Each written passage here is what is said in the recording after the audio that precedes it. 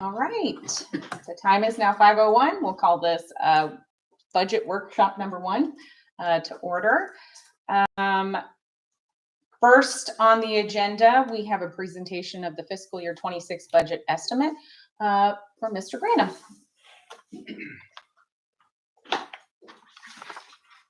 Thank you, Mayor, and good evening, Mayor and Commissioners.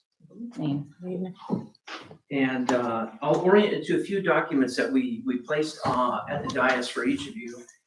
There's a 3-page memo on top. It is titled City Manager's FY26 Budget Estimate. Then below it is a 4-page guide to the City of Red Bank FY26 budget. And then under that is a 32-page spreadsheet, which is actually the guts of the budget for the purposes of our discussion. And I apologize up front, it printed out with a flip style as opposed to a turn style, so apologies for that. So that was me, nobody else, that was totally me. And then also for a little later on, there's the budget memo from the police chief and the budget memo from the fire chief for their presentations. And I will add for everybody watching online, these are all available. All these documents and more for the FY26 budget process are, it's a little bit wonky, the journey you have to go through. When you get to our website, across the top, there's a tab called Departments. Then you click Administration and Finance, and then you click Finance. And once you get to that Finance page, there's a wealth of information, audit reports, past budgets. There's an area there called FY26 Budget Development. And each one of these memos and more, our slides from last meeting, they're all available as a hot link under that part of our website. Can I add something there? What's that? I just wanted to add that the search function on the website is also working quite well. So you can search budget, and if you want to narrow it down a little bit, if you search the letters FY26 budget, and then it'll bring up all these documents. Excellent. Right away. Thank you, Vice Mayor. That's very good to know. That is a much better way. I speak by experience. As we mature with our website in the coming months and years, we hope for a more interactive and user-friendly access to hot button items as they come up, and it's budget season, so that would be ideally a budget right on our front page. Mm-hmm. As we move into other things like committee development or committee plans, but right now we're sort of held captive to our departmental organizational structure. So, but thank you for pointing out the search function, Vice Mayor.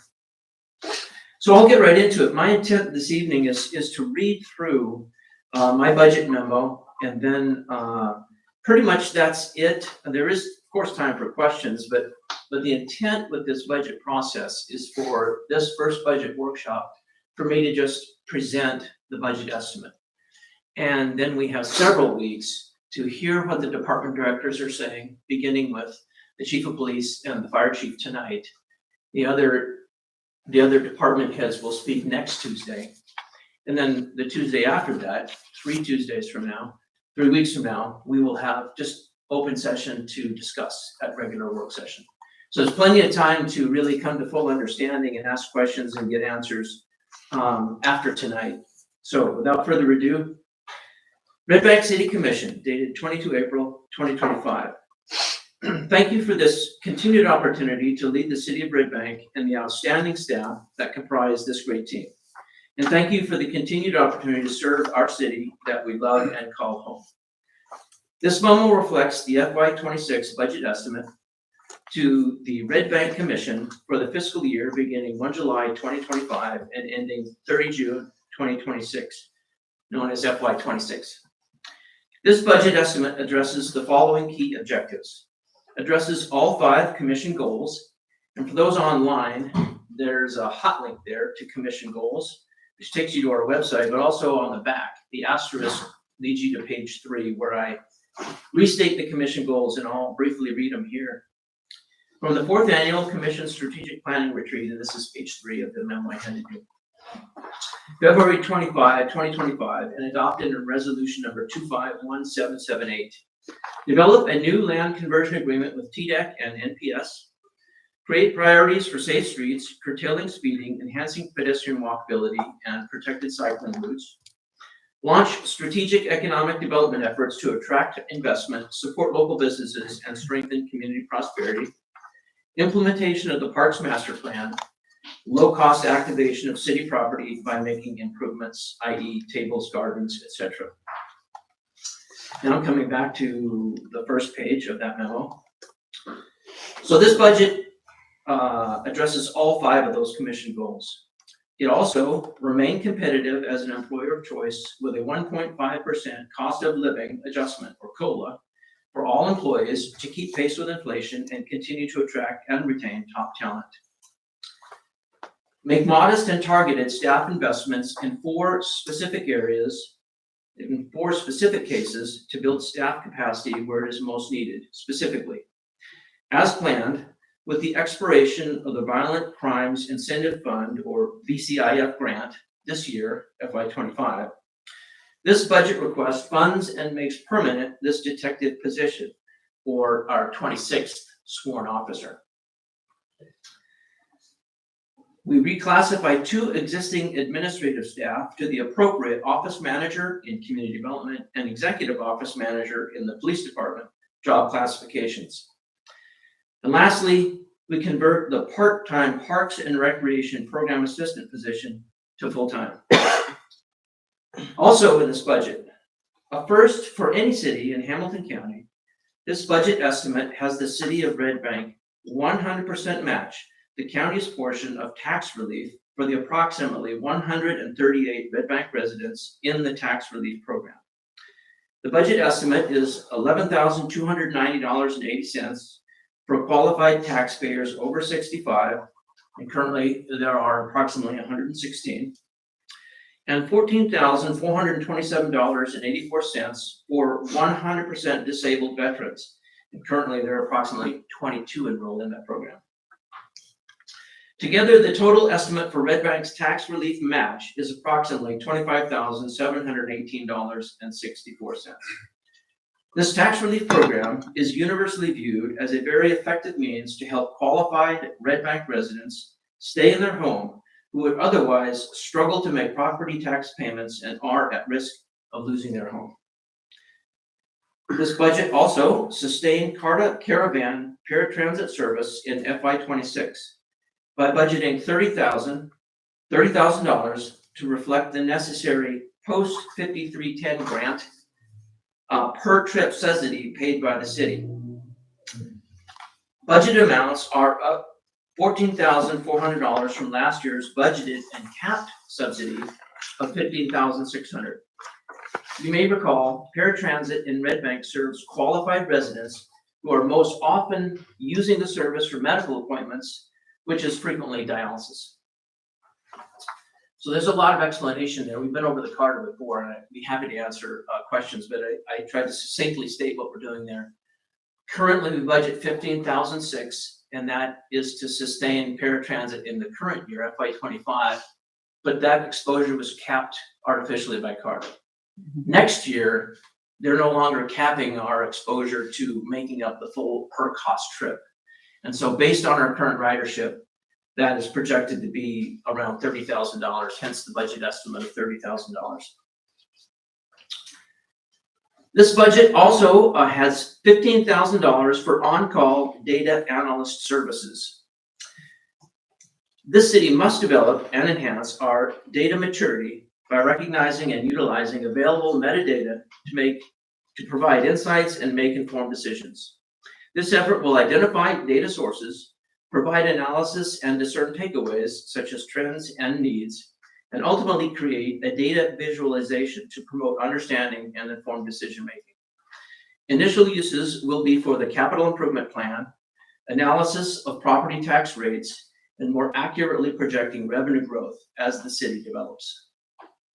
This budget also sustained a level of service delivery excellence across all municipal services delivered across all 6 departments: police, fire, court, administration and finance, public works, and community development. Indeed, the accompanying budget memos from each department address their specific budget requirements. Please review each department's budget memo to hear directly from the chiefs, clerk, and directors. A final note on the 5 commission goals. For the fourth consecutive year, they largely fall to Public Works Department and Community Development Department. Accordingly, specifics regarding our plans to achieve those 5 goals are detailed in Public Works and Community Development's budget memos. Continued support and investment in those 2 departments will resource the transformational efforts that are at the heart of all commission goals. I encourage all to read through the accompanying 6 department-specific budget memos, as well as the guide to the FY26 budget and other materials posted under the heading of FY26 Budget Development on the Finance tab of our website. I will end where I began. Thank you for this opportunity to lead the City of Red Bank and the outstanding staff that comprise this great team. And thank you for the opportunity to serve the City of Red Bank.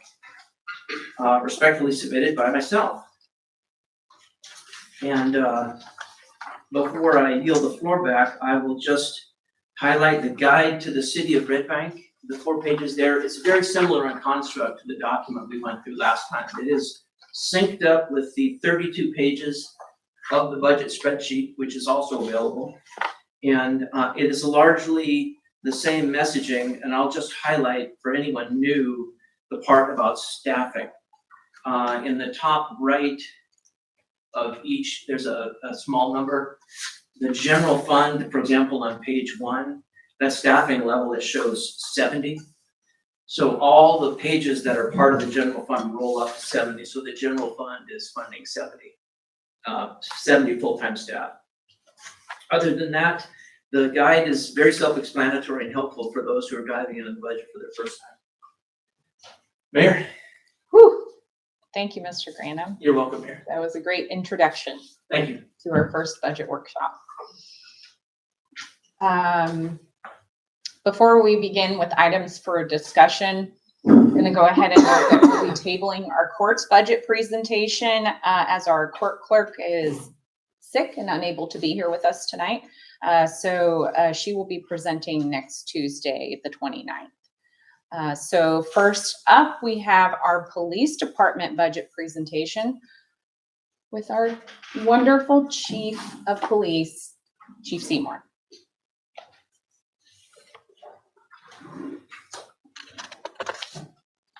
Good evening. Good evening.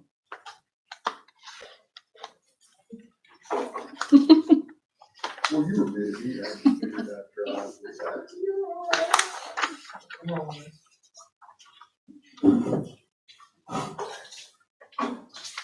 see yourself on camera. Well, welcome to the beginning of this arduous budget process. It'll be good. It'll be real good. I'm just glad to kick it off, for sure. So I think before I've always put it in to where I'm try to be last and all that, so I could work on my presentation this year. Oh no, you're gonna go first this year. Okay, no putting off for you. But I will note, as a side note, as I get started, is I was having a conversation with the city manager earlier today.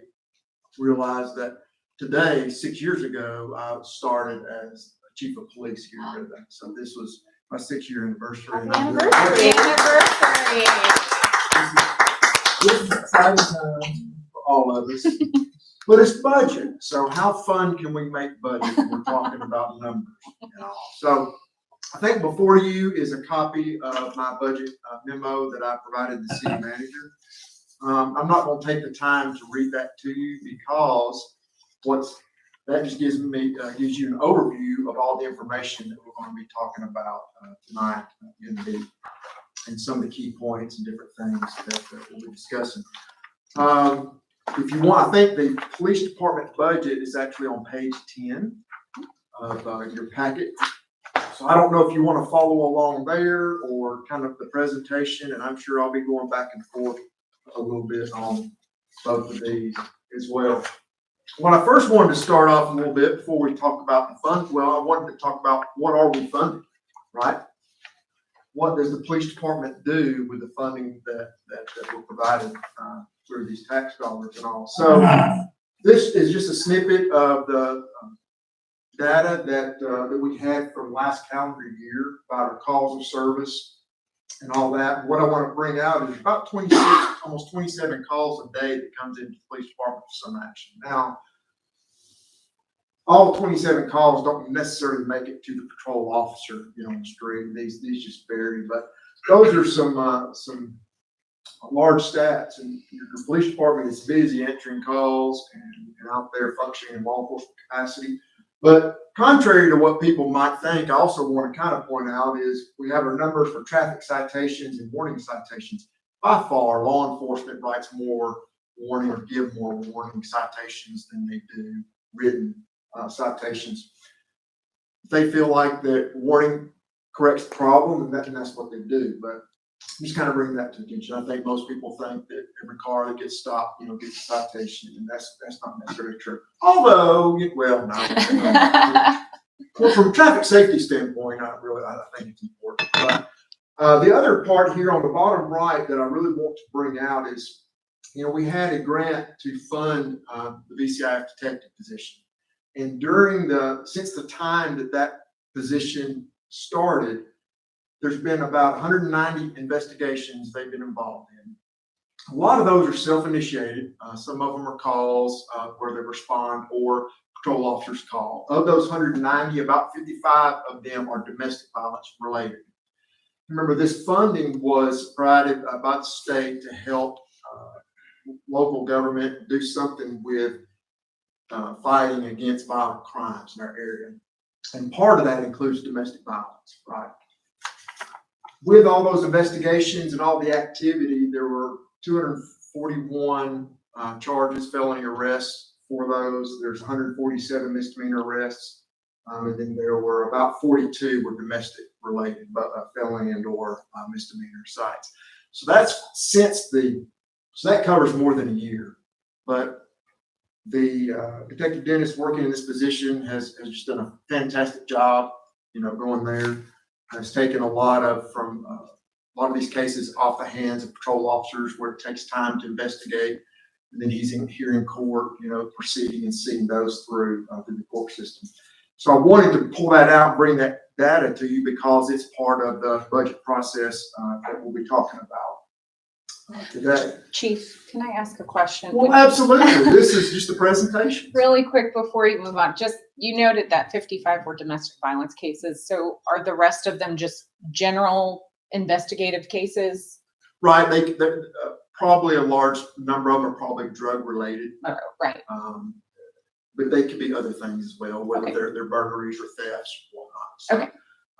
And also because this position is kind of a hybrid position, right? So they're not a detective all the time, right? He goes out and he patrols, and part of the job is hitting our higher crime areas or our problem areas, right? Trying to reduce crimes in those areas. So while he's doing that, he'll make traffic stops and things like that. So a lot of the cases stem from some of those as well. Okay. Thank you. That's true. I just wanted to give you a breakdown, an idea of our structure at the police department, right? So we have currently 28 total full-time employees. We have 2 non-sworn, which are our civilian, our records coordinator, and our office manager. We'll talk about that. 3 that are sworn in our administration, which would be myself, the deputy chief, and our professional standard sergeant, who's responsible for training, accreditation, reserves, the THSO grant, field training, records, whatever the list goes on. That's actually in another spreadsheet. We have 4 detectives, and of those, you can kind of see we have a sergeant, and then we typically have detectives that focus in on one area, but they don't necessarily have to, right? We have one, the VCIF detective. We have one that focuses more in on narcotics and signed with the DEA and works with them too. We have one that's kind of person or property crimes and also helps with our evidence portion of the collection of evidence and storage of that. We were talking about that earlier. Then the biggest part is our 19 uniformed services. So that's typically our patrol. We have 4 patrol teams. Each patrol team has 4 officers assigned to that. One of those is a supervisor. We try to have 4 patrolling at a time, but our minimum is 3. People call out sick, need vacation, or off for training, whatever those needs are. So that's where a K-9 and a swing shift officer kind of helps alleviate some of that shortage. I wouldn't say shortage, but when you don't have your full team that's assigned there because they're off or they vacation day, they can help alleviate some of that. So this is just a quick background, just kind of an idea of our structure. This is a little more detail. I'm not going to talk about this. This is just more for your information if you need kind of how they're assigned as well. Also, I just included a structure chart, flow chart for your convenience. Some of these, it's not really descriptive. When you talk about records coordinator, what does a records coordinator do? What does an office manager do? So we just have some bullets in there to kind of give you an idea of all of the side duties you might not think, like our detective sergeant. Well, they don't just investigate crimes or supervise the detective division. They also have property and evidence. They're also here every Monday helping court and coordinating court transports and all. So they wear multiple hats as well, for sure. So just wanted to go over that. So now getting into the budget estimate a little bit. So we're on page 10. But some of the key points that I want to start with is, good news is overall, our budget is projected to be about $358,000 less than last year, which is a good thing. Although there are a few line items that we'll talk about that we have a few increases here or there. And so that's kind of what we're talking about. So under personnel, here's some key parts of that. So there's an increase of about $80,000 on our personnel costs. A large part of that is a 1.5% cost of living adjustment that the city's proposing for the entire city staff. So they're doing that. We're also looking at the reclassification of our office manager position. We found that person really works very well with our records division, and actually is probably better in supervising that. So we're changing some responsibilities, adding more responsibilities to that position, and also looking at somebody to be more focused on the police department's role in social media and public relations type things. Somebody to actually control that and own that a little bit and organize that. So that's just one adjustment. We also are proposing in here about adding some supplement pay. And this really is it's kind of really brought to our attention and really didn't realize. I've got officers that are on call, like for our SWAT team, as an example, right? They're on call, they go to additional training, and they have a physical fitness standard different than the rest of the agency, right? In addition to, and so they have more responsibility. They might carry more equipment in their vehicles and different things. So it just got me to thinking that we may not be compensating them well. So discussions with HR director and Mr. Granum, we discussed about adding that supplemental pay for those positions. We still have to work out the details on how we're going to do that, and what the qualifications are and the requirements and all that, but we wanted to build that into the budget. And we also noted, as city manager mentioned about the VCIF, we just noting that we are losing the grant funding that helps offset the salary for that position. So we don't have that revenue stream coming in. Operations, the big part of that, we actually overall have a decrease, but there's several items that have increased. About a decrease of 77,000, but 911 fees have increased. Every year our contractual services, and we'll talk a little bit about what those include. I hit that line item. We also have increases to our training line items, some cell phone service, vehicle repair, travel. That line is more, that's incorrect. I didn't update that, but our debt services decreased more than 38,000. Capital, we decreased 360,000. That's the big bulk of it, because last year, if you recall, we ordered 6 vehicles, and so we were going to plan on skipping a year or whatnot. So we don't have that this year. So that's the main reason for the differences in the budget. So my chart here is more for presentation for the public here, but this should follow along pretty well, at least the 2 columns of what you have in front of you. So I just want to highlight a few things. I can go line by line and explain some of this, but that will probably be better on the operations side of things. But the salaries includes the 1.5 and then the slight adjustment in the reclassification, job classification for office manager to executive office manager.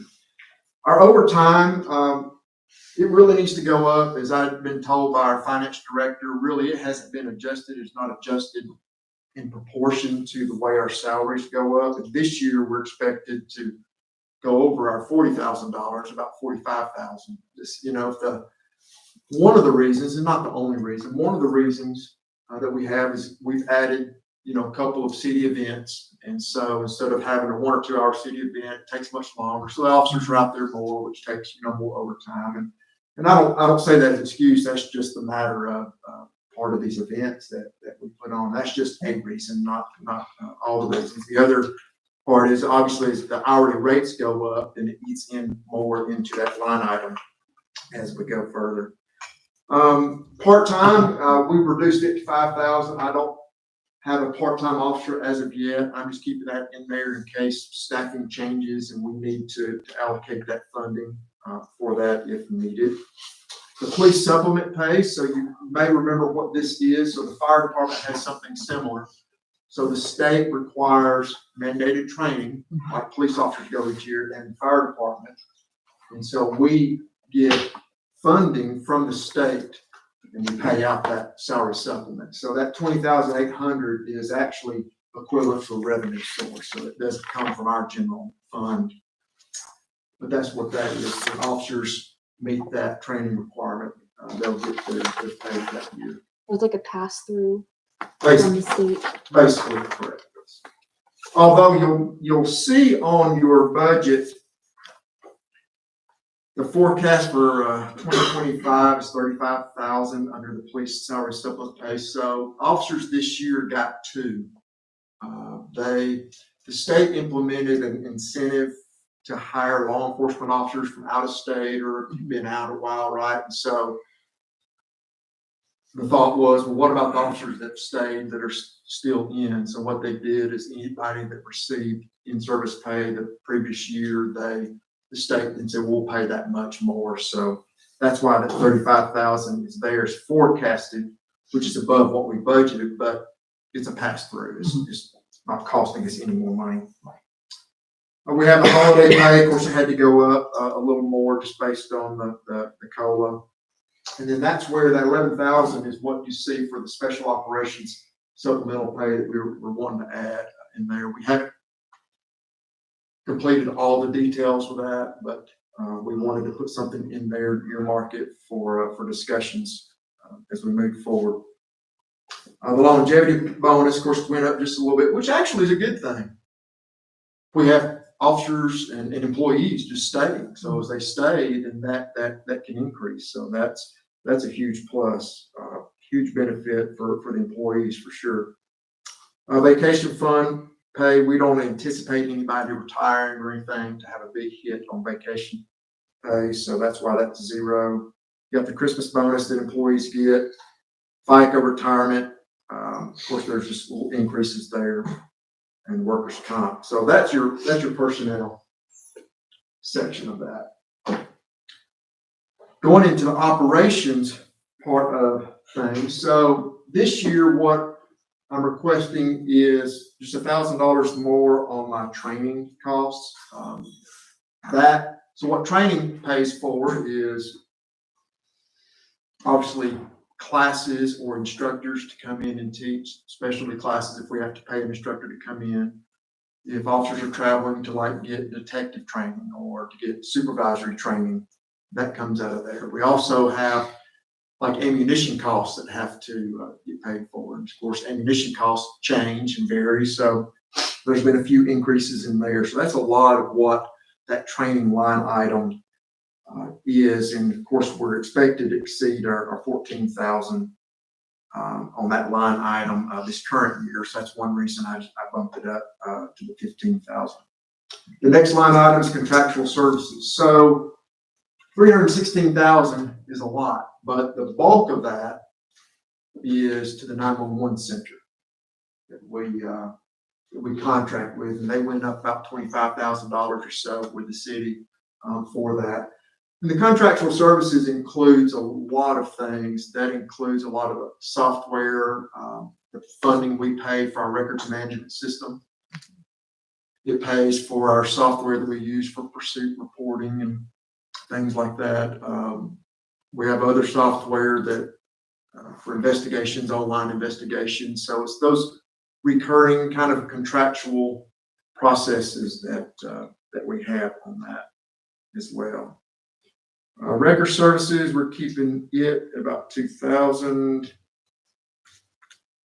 So that covers our vehicles, our patrol vehicles that are being towed. It also may cover when we have a vehicle towed that does not fall into the drug or DUI fund as well. Publicity, subscriptions, dues. So these are just professional dues, whether they're to the Training Officers Association, Chief Association, field training, child passenger safety, whatever it is, comes out of that line item. Sailor services, we're going up a couple $1,000s. That is, I'm having to budget for when we have to start paying for the Sailor network for the license plate readers that we were, actually, that's a good time to update. License plate readers take, cell service. And so we're supposed to get like a year or so of free cell service, but I'm not sure when that started or how long it's going to go. So I have to budget and allow for that. So we've got to take over that cost for it. This last week or two, they've been in the process of installing those. Actually, and since one of them, I had another department reach out to me, and they were help them on a stolen car investigation as well from our cameras like that. So like I said, I think 2 or 3 of them are up and have been tested, and but only for about a week, I'm thinking. The next line item on professional services, we reduced that because the city added the next line, the medical services. So professional services we used to use for, well, that's where we use testing or drug screening, or if we do psychologicals for new hires, things like that, we would take that out of. I think some other departments maybe had this medical service line item or something where the city would, when they were doing pre-employment medical screenings and things like that. So some of the funds were just moved, and that line item was created to be consistent across departments as well. So we reduced the professional services, but we added in money for the medical services there as well. Vehicle repair. So I'm asking for about $5,000 increase there. I don't know honestly if that's enough, but that's what I'm asking for. You can see over in that second column about our forecast of about $80,000. Now, that seems like a scary number, but there's about $25,000 of that or so that's really insurance recoveries that's still in there. So we've had several vehicles that were wrecked this year, and so we pay out of this line item for the repairs on those vehicles. But where that $80,000 is, there's also the revenue side that helps offset some of that, and that's around $25,000 or so on that. So last year's maintenance was $40,000. Well, even with that insurance recoveries, we're expected to be more than that this year. So that's why we're going to see about $145,000 plus auto parts. They're going up. What more can you say? But when we have our fleet of, we have about 32 or so, 34 vehicles that we maintain. So if you divide that 45,000 by that number, it's really not a large amount. This year we did have a lot of major repairs. We had a lot of water pumps that go out, and some of these engine designs, they have to break down the actual engine because the water pump's inside of the engine. Bad design, whatever. I wouldn't have designed it that way if I was an engineer for a motor company. But hey, the terminal connection expense. So that is our connection to the Tennessee Bureau of Investigation for our access to criminal justice information. Travel. So we're expected to exceed this current year's amount of 12,000, and so I'm proposing for 16,000 for an increase since. Well, thank you. How about that? There we go. Thank you. You're on the top of it. I was focused. So this last year, per diem rates were increased by the federal government. That's usually what we use to go by for the per diem rates, hotel rates. And a lot of hotel rates have gone up $30 or $40 a night than they were the previous year. So with that, we're trying to absorb and make room for actually some of those increases. Our office supplies and materials. So we are keeping that the same. That's our day-to-day stuff. That's whether it's paper, whether it's pens, whether it's printing costs, whether it's other items like our public relations items that we get to hand out at events and things. So a lot of that comes out of that line item. 312, small items of equipment. So we're keeping that the same. This line item is where we buy our radio batteries and our microphones and replacement parts if a radar unit comes out of. This is also where our protective vests come out of. The good thing about this is we still have, when we order a vest, we get reimbursed, for that. So we have to show the expenses out of that line item, but we have the revenue side that does offset some of those costs as well. The next one, we're keeping uniform allowance the same for each officer there. So I don't know if most law enforcement agencies, not all, they all do it a little differently. But what we do is we allot $800 per officer to pay for uniforms. And so they can go buy certain things off a list, and then we pay those bills. I was having a discussion with some other law enforcement executives this week, and they were talking about changing, maybe they were going to change to a quartermaster system. So they issue out, and they're like, yeah, I went to get 4 uniforms and it cost me $800. Pants are $60, $70, $80 now, and uniform shirts and all that. So it's expensive anyway, but I'm not asking for an increase on it this year, but it's one of those things I see, just like much of this might be a future request, but that's what comes out of that line item. Fuel, we're anticipating being under budget on that this year, but I'm still keeping it the same. I don't know how to control and forecast the cost of fuel, so we're just keeping that at $85,000. The tires and tubes, we're going to try to keep that the same. We're going to be right at the mark on that, but we're going to keep that the same as well. The next line item, office equipment rental. So we're taking this out. We had been budgeting about $1,600 for our copiers, but now that has been moved to another location where all the copiers are paid for in the city. Our debt service has gone down from $217,000 to $98,000. We've had some loans roll off on there, and so that helps us out quite a bit. Our award special services, we spent a little more than $500 that I budgeted for, so it was at like $1,000 years past, so I brought that back up to $1,000 since we're going over there. So that's really the operational cost as well. So that total is about $679,000 as well. Then we get into just our capital. So our capital there at the bottom is less. We don't have the purchase of the vehicles this year, so that's where that $373,000 came from. And this year will be zero.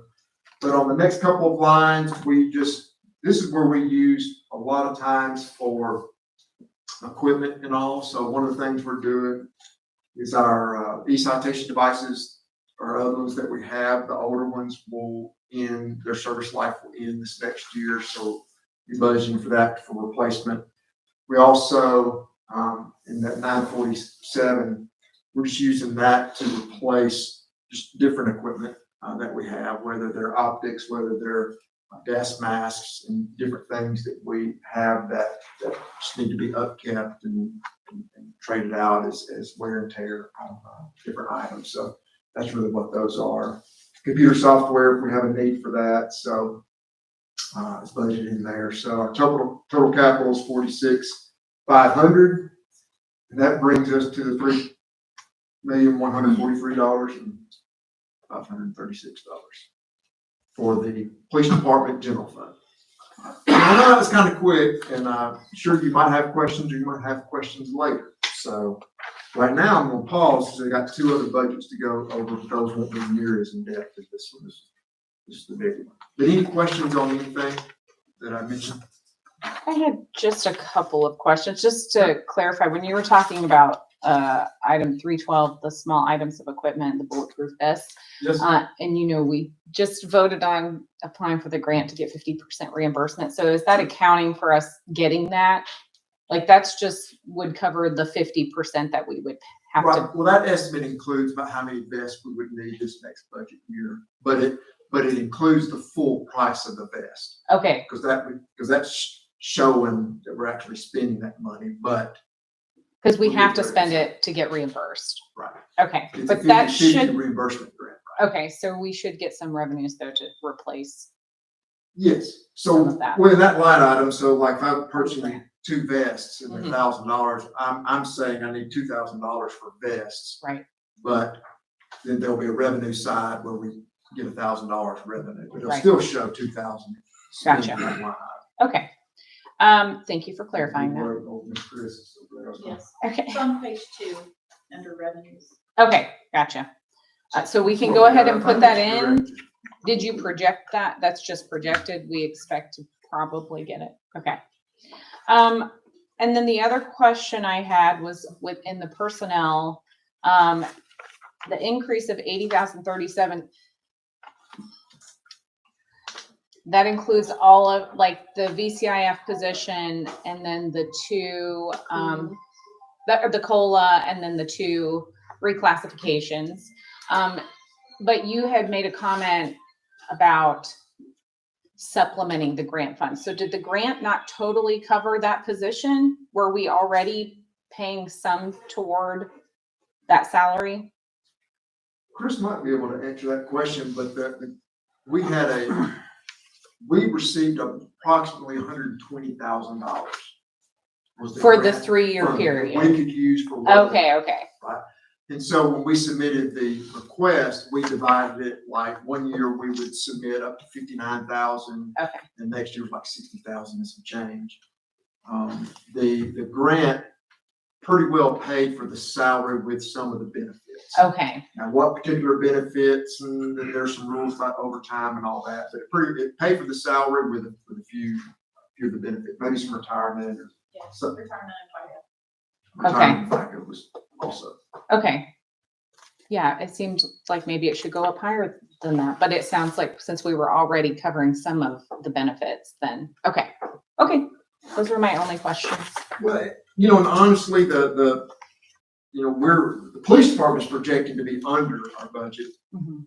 but it's primarily, if you look, primarily it's because of personnel costs, right? Because, there's turnover, so when there's turnover, overtime could go up a little bit, but even though we're projected to be up on overtime, our personnel costs, actually salaries are going to be down a little bit because we haven't been fully staffed the entire year, right? And so that helps compensate for some of that.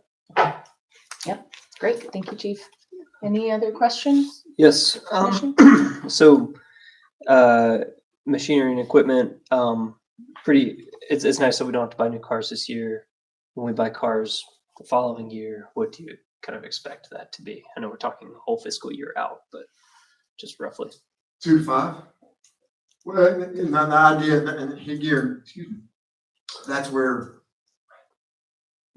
so I'm in the position I am because I really wanted to get rid of another car here, but because we've had several wrecked this year, I can't get rid of it like I wanted to. So that's the thing. I have a chart and a plan of when these cars should be and about how much the mileage is, projecting that out. So realistically, we plan more for about 4 to 6 cars every other year is the idea. So. Mayor, if I may add a little bit, the Public Works capital budget is up this year. So when you kind of normalize it across the city, we sort of have a steady stream of modest capital investment, it's really tied around vehicles. Hmm. And it kind of comes out in the wash. And that's not really a good way to plan it, but when we get to the Capitol, you'll see they're up almost as much as police is down.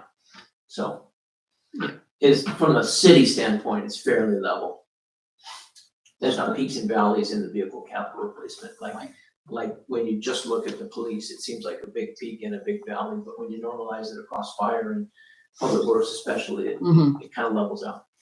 And that's the, I mean, that's the vehicles CIP are basically too. consumables, Right. you know, just over a couple of years. And that's the items that'll be built into capital improvements plan, right? All that, all the departments will be taken into account, and so you won't have peaks and valleys as much. It'll be more steady. Right.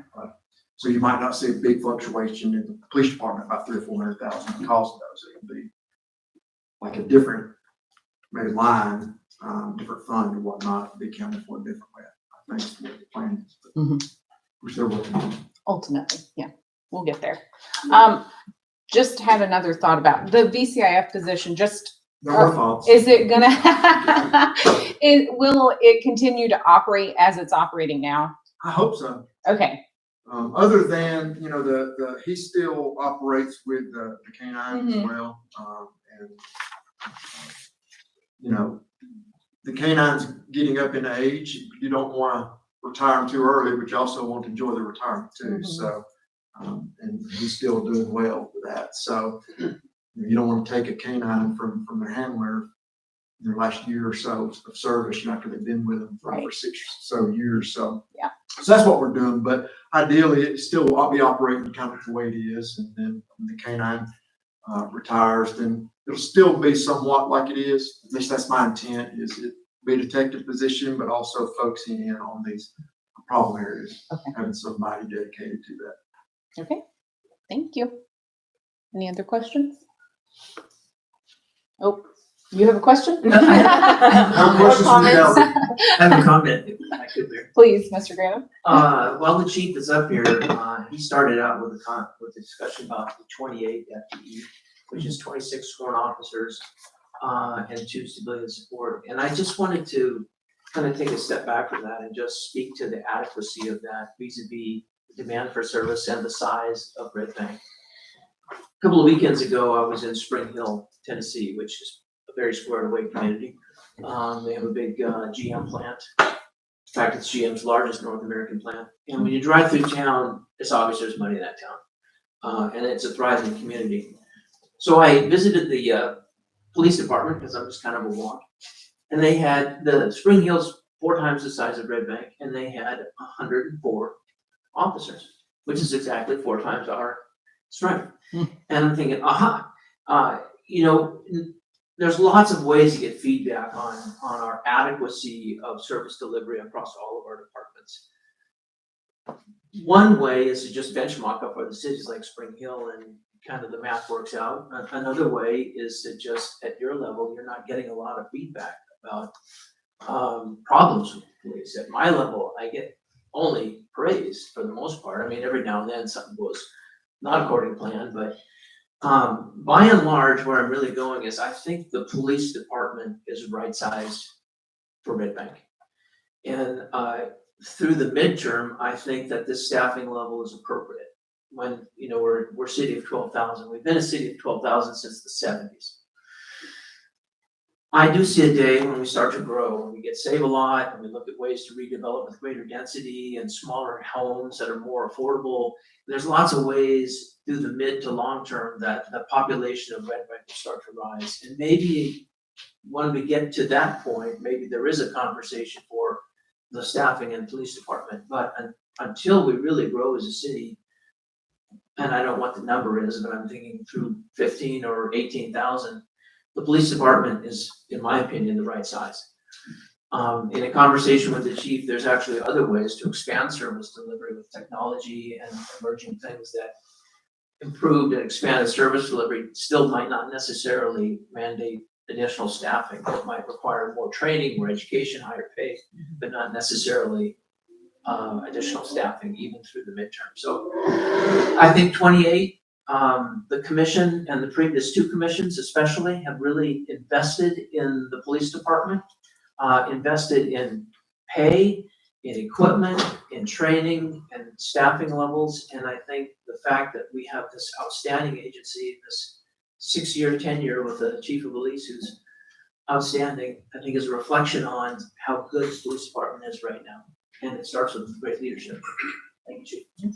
And thank you, Mayor. We, about 2 years ago, we talked about our numbers when we were proposing this, violent crimes detective in another position, because I believe then and still do about what our adequate staffing is. And I think we're adequately staffing for our current population and all for sure. And we're not asking, for positions, but I did make that presentation. There's all kinds of different figures that you use and the ratios of population, but that's not the only thing that you look at. And so I have that information. I didn't bring it, tonight because I'm not asking for personnel, but it's definitely, I think we have a good amount of good staffing that's spread out and utilized the resources really well. So thank you. Thank you, Chief. Anything on that one? So I got don't two think more. so. Any other questions? All right. Page 30.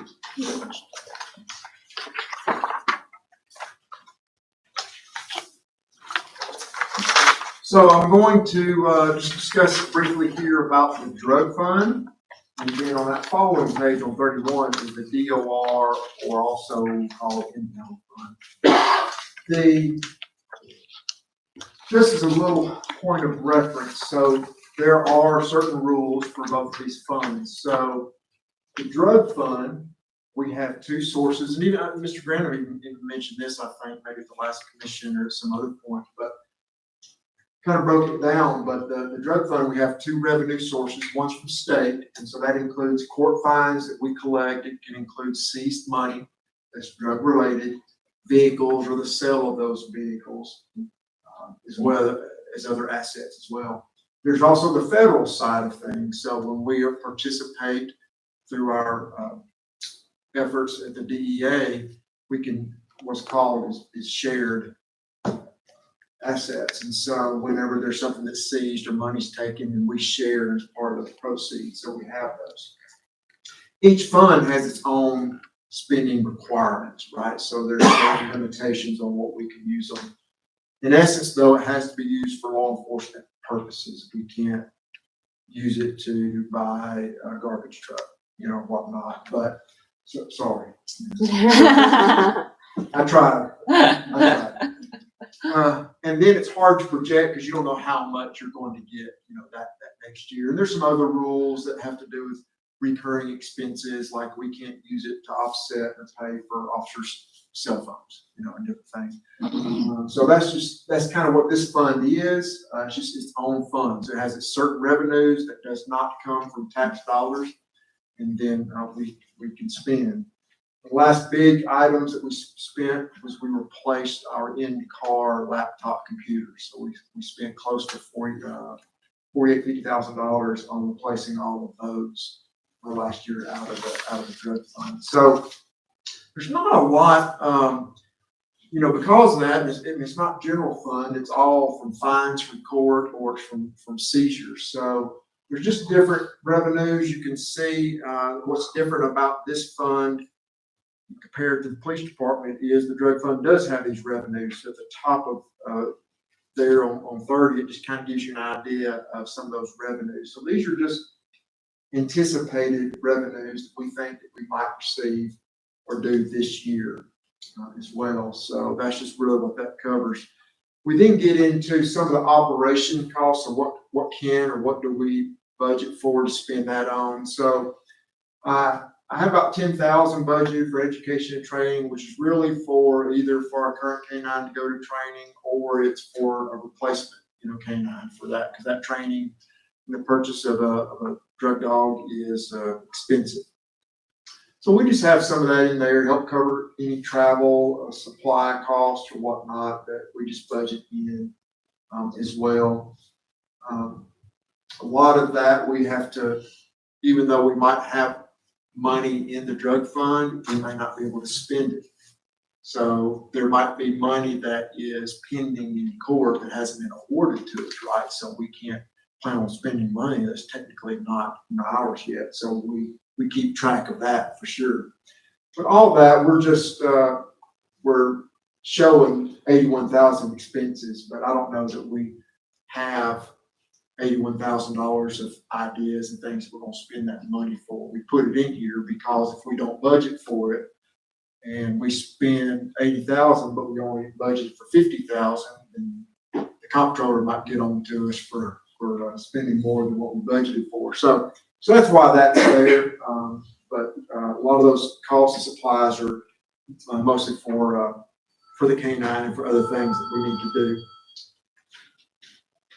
throughout the year or whatnot. So this shows though, this is showing that we have $24,000 estimated for income, but it's showing our expenses to be $81,000, which would leave us in a deficit of about $57,000, but it's not really a deficit because we have, the money's there. It's like borrowing from fund balance from general fund. Well, we have funds in the checking account for the drug fund that we can spend. So if we do spend it, we can spend up to about $57,000 out of our current drug fund, what that's saying. Any questions on that? So those won't have to be expenses that you would have to also budget for next year, because you don't ever have a lot of revenues here, and you would be dropping down from 86,000 to 29,000 in the drug fund. Correct. Well, like this, line 731, the DEA asset sharing. So that's where we'll get funds from the DEA and the group maybe worked on a case and they seized a house in New Mexico or wherever. I'm just saying. So anybody that, if it's an investigation started here was part of investigation, then we can share from those proceeds. And so we don't ever really know what that is. We can show some things that are pending or whatnot, but we don't really, it's just hard to anticipate what the revenues are going to be on that. What we can estimate a little better is the drug-related fines, and that's just based on current year or the year before, just kind of an average as well on that. So, and because whatever comes in on line, that revenue line for DEA, because it has different rules, that's why we spend it out of the 731 line. That's why that number, so that tells me that we have about $37,000 or so in that line, because they're different rules. State have different rules. They're mostly similar, but they're still different, so we have to account for them. We're audited by the state. We're also audited federally, that we have to account for those each year. So. Mayor, if I could, Chief, I think the nature of the question is really gauging your and the commission's comfort with drawing down the ending fund balance from a very robust 86,000 to a much less robust 29,000.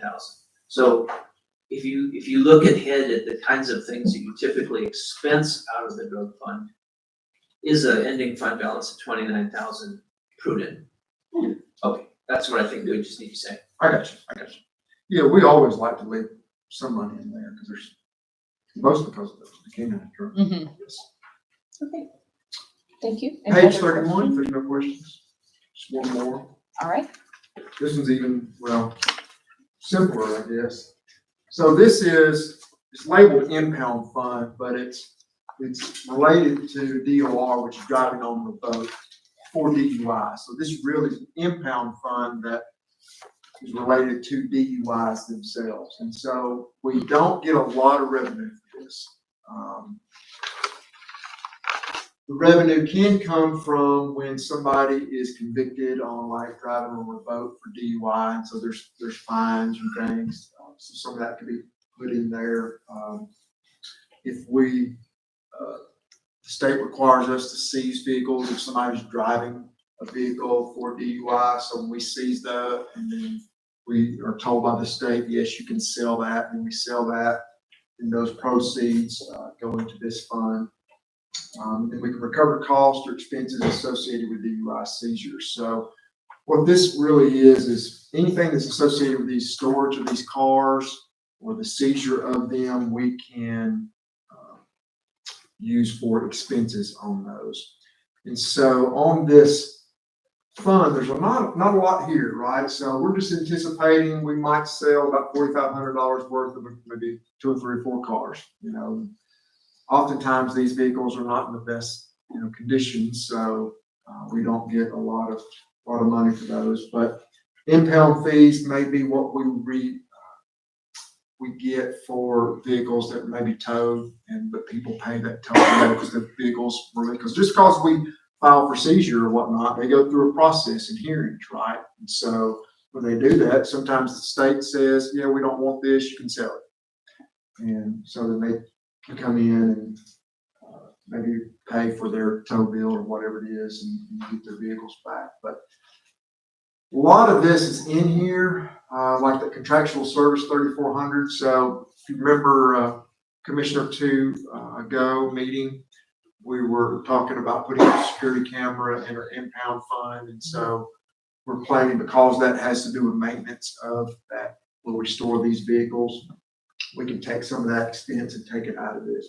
Again, this fund is not general fund. It's not tax money. It's only very limited on where it gets its revenues from. There's not a lot of money that comes in and out of this. And really, I think last year before, Mr. Tate and I met, and we did some improvements, some street improvements to the fence and different things down there as well. Came out of this fund. So again, this is a thing where we might show more expenses, but we have some money in the checking account there. So that's the inbound fund. That's it. And how long did I go? I did not. He took. About 40 minutes. So I'm sure there's a lot of information that y'all are seeing tonight, and as we go through the process, like Mr. Granum mentioned earlier, we'll have some Q&As, and or as you see something else or you're thinking down the road, or you might have a citizen ask you a question, so that's fine. So we come back and answer those. Okay. So, anything tonight? Any more? Last chance. Before 6 times. Run away. Thank you, Chief. Oh, my breath. I was amazing. Yeah. Just powered right through it. You did great. I can sit here and read them. They're my. I can do All right. that. So now we will move on to our second and final presentation for the evening, Fire Department budget presentation. Chief Brent Seiler. I've got to load my PowerPoint onto the TV. Okay. I'm gonna have to pull out this. Mayor, may I comment while we're doing this? Please. So everybody in the city is in one of the 6 departments, except for me. And every single department director or chief or clerk does a fantastic job with their budget, budget building and execution of the budget. But I have to say, the gold standard is Chief Brent Seiler. Nobody has the budget nailed like the chief. We're in between presentations. So, yep. Welcome, Commissioner. Oh, she missed my presentation. Yeah. She'll have to watch it on video. We've got Chief Seiler, and also we had to table the court presentation because Alicia's sick, and so she couldn't be here tonight, so she'll be here next Tuesday. All right, Chief Seiler. Good evening, Good Commissioner. evening. I don't have all the funds and all the extra stuff the police department has. Just So, one. I will start off with a little presentation of things we'd like to know about the fire department. Some of y'all have heard this several times, and we have a new commissioner, so this is for her benefit. The fire department was organized in 1971. Prior to that, it was a subscription basis. So you had to pay a subscription. Fire department would respond and put out your house fire. If you didn't pay, they would, and your neighbor paid, they would respond and make sure your neighbor's house didn't burn, but yours would burn down. Mhm. So this was prior to the city actually having a city fire department in 1971. Currently, we operate out of 2 fire stations. They're manned 24 hours a day, with 5 members on duty, 2 at one station and 3 at the other. We have members that consist of full-time, that this is their career, so there's 15 career members in the department. We have talked about staffing. We've got 48 members in the fire department. And of that, 15 are career, full-time. 27's our part-time pool. So it's a pool of part-time folks to work the part-time shifts that we have. So we have 24 hours available every day for part-timers to work, and it's broke up into 2 12-hour shifts. So they could work one 12-hour shift a day, or they could work 24, whatever their availability is. And that's how they get assigned. And then we actually have 6 true volunteers that are been around for a long time. A couple of them been here longer than I have. Of course, the part-time members receive the part-timer, receive compensation for working, and then are paid on call, and our volunteers receive no compensation. Everybody's equal. There's no difference between them. Currently, we operate 4 pumpers, a hose/service truck, a rescue truck, our UTV, which has fire and rescue capabilities, and then we have 3 staff vehicles.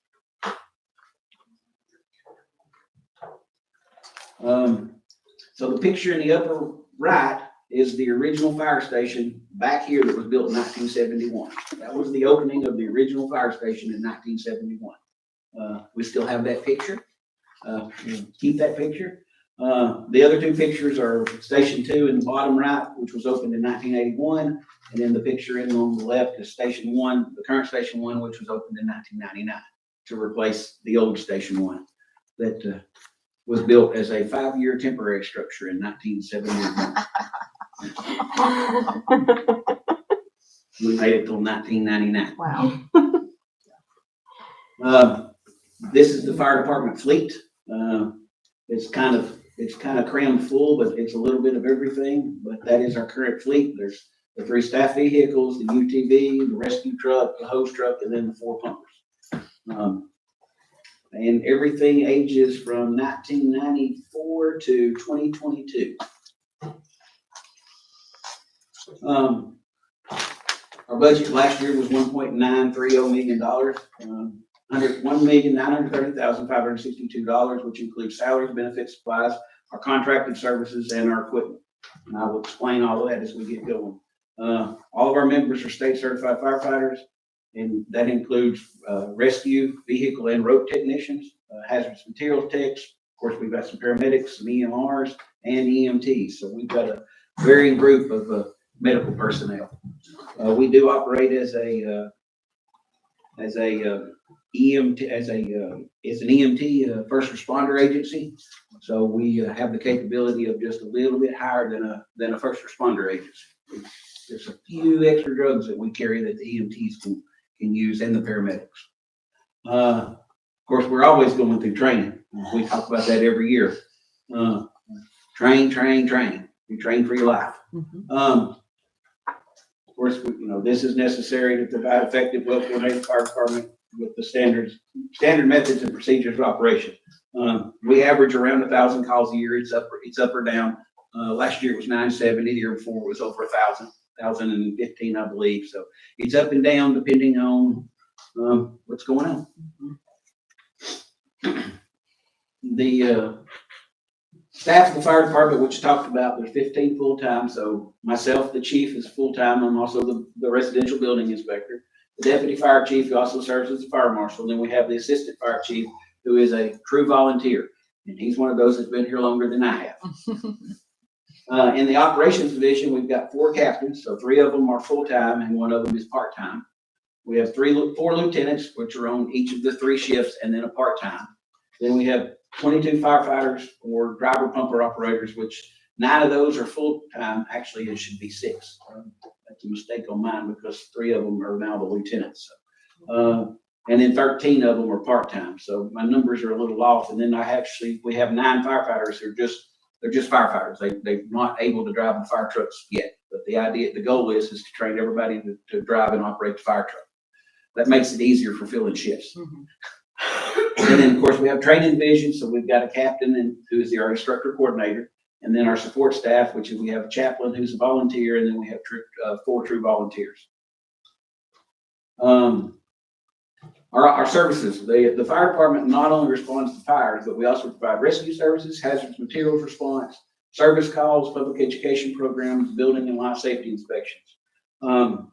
If a citizen would like their house checked out, have an inspection of their house, call Fire Hall and we'll come do it. We've got an inspection sheet and we'll help to identify things that may be problems inside your house, because where we inspect and look after commercial structures, we don't do residential, but if the citizens would like an inspection, we'd be glad to come do one for them. Of course, when an emergency occurs that required more resources than we have, and the first alarm assignment in Red Bank is 2 engines and a rescue truck and a chief. Extra help comes from the surrounding departments, which is Tri-State Mutual Aid. And that association continues to grow. It is now in 4 states with over 100 departments in it. As a matter of fact, we met last night in Rainsville, Alabama. DeKalb County, Alabama, we met last night. So that association stretches from Fort Payne to Roane County, outside of Knoxville. So that organization is growing. And that's great because we're all helping each other. We also offer CPR first aid classes for the public, home fire safety inspections, which I talked about, and of course, smoke detector installation and battery changes. We have a link on our website to request those smoke detector installations. We only do the city of Red Bank. If we get some that come in from the city of Chattanooga, then we will forward them to their fire marshal's office and then follow up. But we get the smoke detectors from the state of Tennessee that they get through a grant, so they're free to us. We just have to follow the rules on the installation of where they're put, of how many you get and where they're put up and fill out paperwork, because they keep up with where they're all put in, because they track fires to see if they did their job. This is my budget overview letter that you all have a copy of. I actually put it in my PowerPoint. I'm not going to read it to you, but I'm going to breeze through it. Our budget does not add to the current service level delivery of 4 full-time employees every day and a part-time to the community. We're asking for the same amount of 5 on-duty members. Of course, in the near future, we're going to need to increase staffing. We're bound by several organizations, and those organizations say, the numbers to actually fight a house fire is you turn out 17 people. We turn out 5. The days of the volunteers, as I've said before, is waning. So nobody wants to volunteer the time because it takes a lot of time and effort to become a firefighter, especially a volunteer. 300 and 400 hours of just training just to become a certified firefighter. It's hard. If you look at our roster, our membership does not live in the city of Red Bank. About 4 of the full-time either live in or right around the fringe edge. So getting those that are off when we have a fire to respond back is getting more difficult because unfortunately they live further away. So at some point the city needs to look at increasing our own duty staffing for safety of the citizens and the safety of our own employees. And of course, the great thing about the part-timers is it helps backfill sick days, vacation days, and Kelly days. And I'll talk about Kelly days in overtime. I'll go ahead and talk about it now. If we didn't make our staff take the mandatory 12-hour Kelly day, it would cost the city about $90,000 more in just overtime for the fire department. So we utilize the part-timers to save $90,000 in overtime costs. It also helps to backfill when you've got full-time employees off on vacation. It keeps the staffing up to keeps the staffing level where it should be. Right now, I have a member off. He's been off. He's gonna be off 12 weeks sick. And so the part-time guys have stepped up and are working his shifts. And so that keeps our staffing level still at 5. But it uses a lot of part-time money that it's not budgeted. So you see big swings in our part-time line item, but things like this are beyond our control. But we maintain our daily staffing of 5 on duty. In our personnel line item, you'll see that the greatest cost is our cost of living this year for 1.5%. It's about $22,865. I don't know what page the fire department budget's on because I don't have a copy of the city's budget, so I can't tell you. Page 11. Page 11. So when you look at the overall increase for the personnel, it's about $30,000. 22.8 of it is for the cost of living. We asked for some more in overtime. As salaries go up, then overtime costs go up. As salaries go up, then the overtime rate goes up. So you have the same amount of overtime, but it costs more. So we've asked for a little extra there. And then, of course, when you do that, then it trickles down into the other line items, more retirement, more Social Security. And then we upped our supplement pay.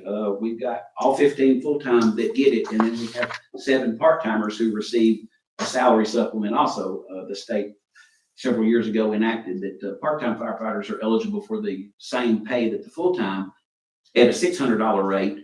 And we actually have 7 of those that get it. So the number in this year's budget reflects the 7 and the 15. And like Chief Seymour said, it's money in, money out. We get that money from the state of Tennessee, but we have to show it as an expense also in our budget.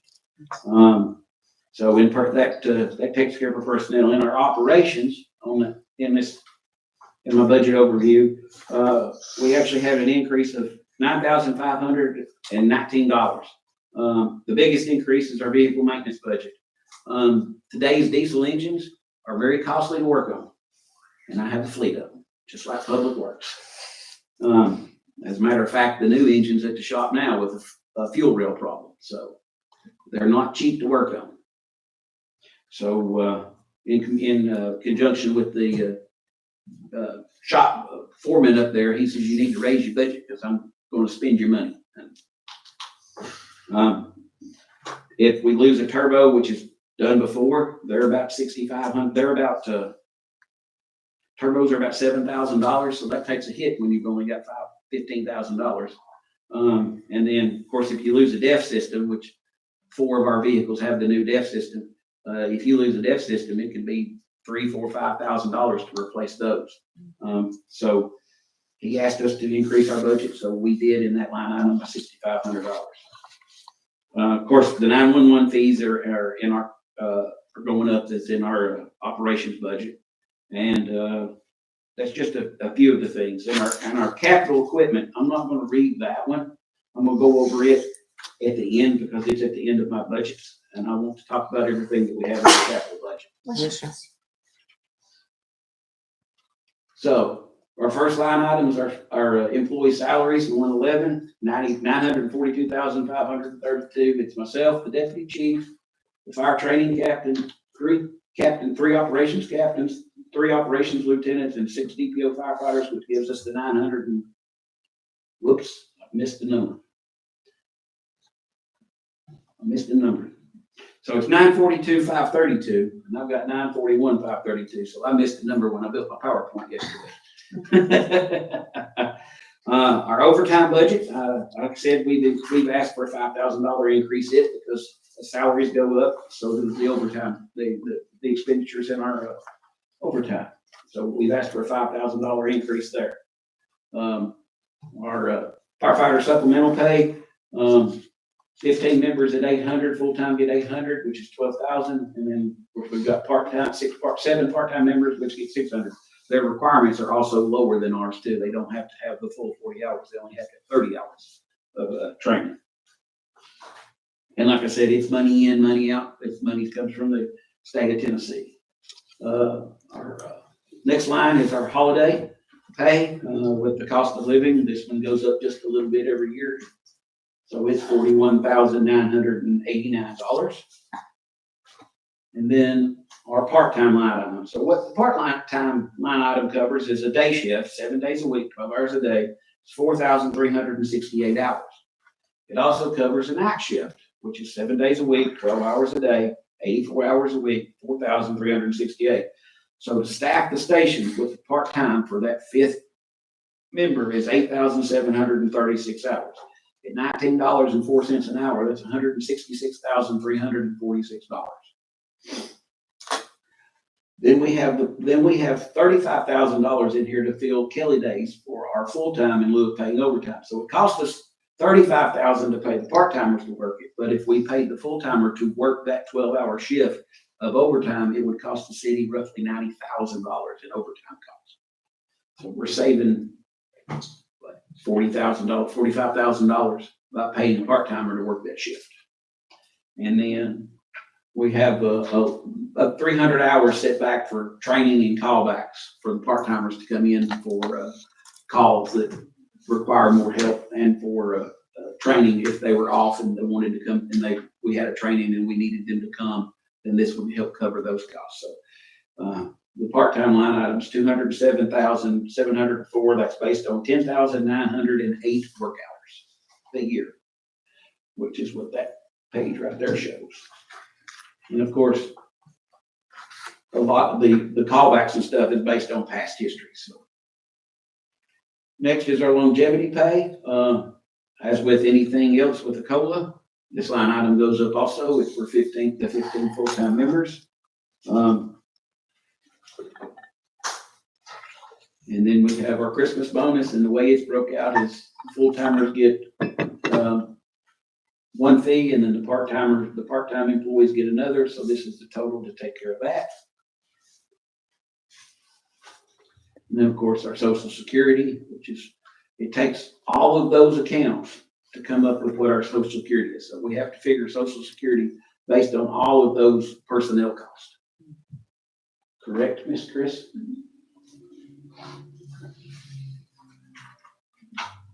And then next is our retirement, which is based on all of those personnel costs.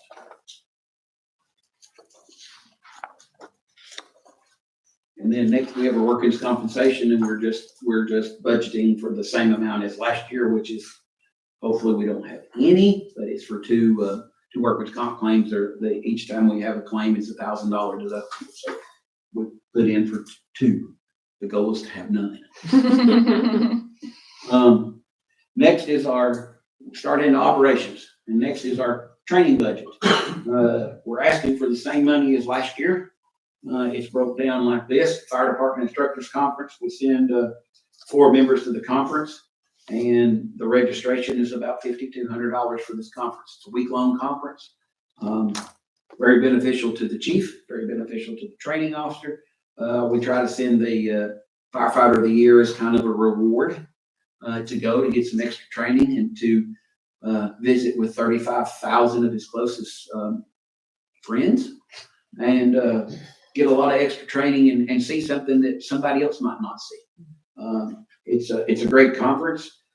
For as long as I've been employed here, the Red Bank Fire Department has participated, and even before when it was not in Indianapolis. Because the first year it was in Indianapolis was the first year I got to go in 1995. They'd always talked about it being in Cincinnati and Memphis, and the guys talk about how great a conference it is, and I will agree with them as many times as I've been. Then we've got another $5,000 for general classes and certification courses. A lot of our members, and mostly the full-time, have jobs that require certifications, that require classes to keep CEUs, to keep these certifications.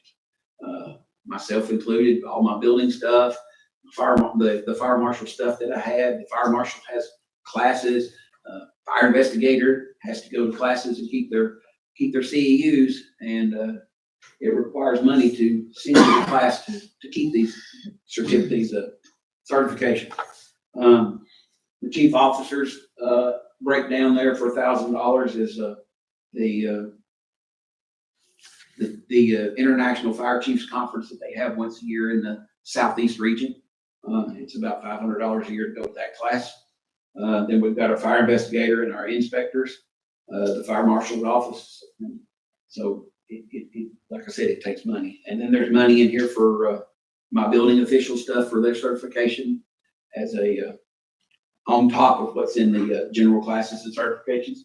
And then, of course, our medical CEUs. Since we require our personnel to be medically certified, because we're a first responder agency, we pay for their licenses, their license every year or every 2 years. So every 2 years we have to have CPR. That costs the city $17 a member to certify in CPR. If you're an EMT, it costs $65 every 2 years.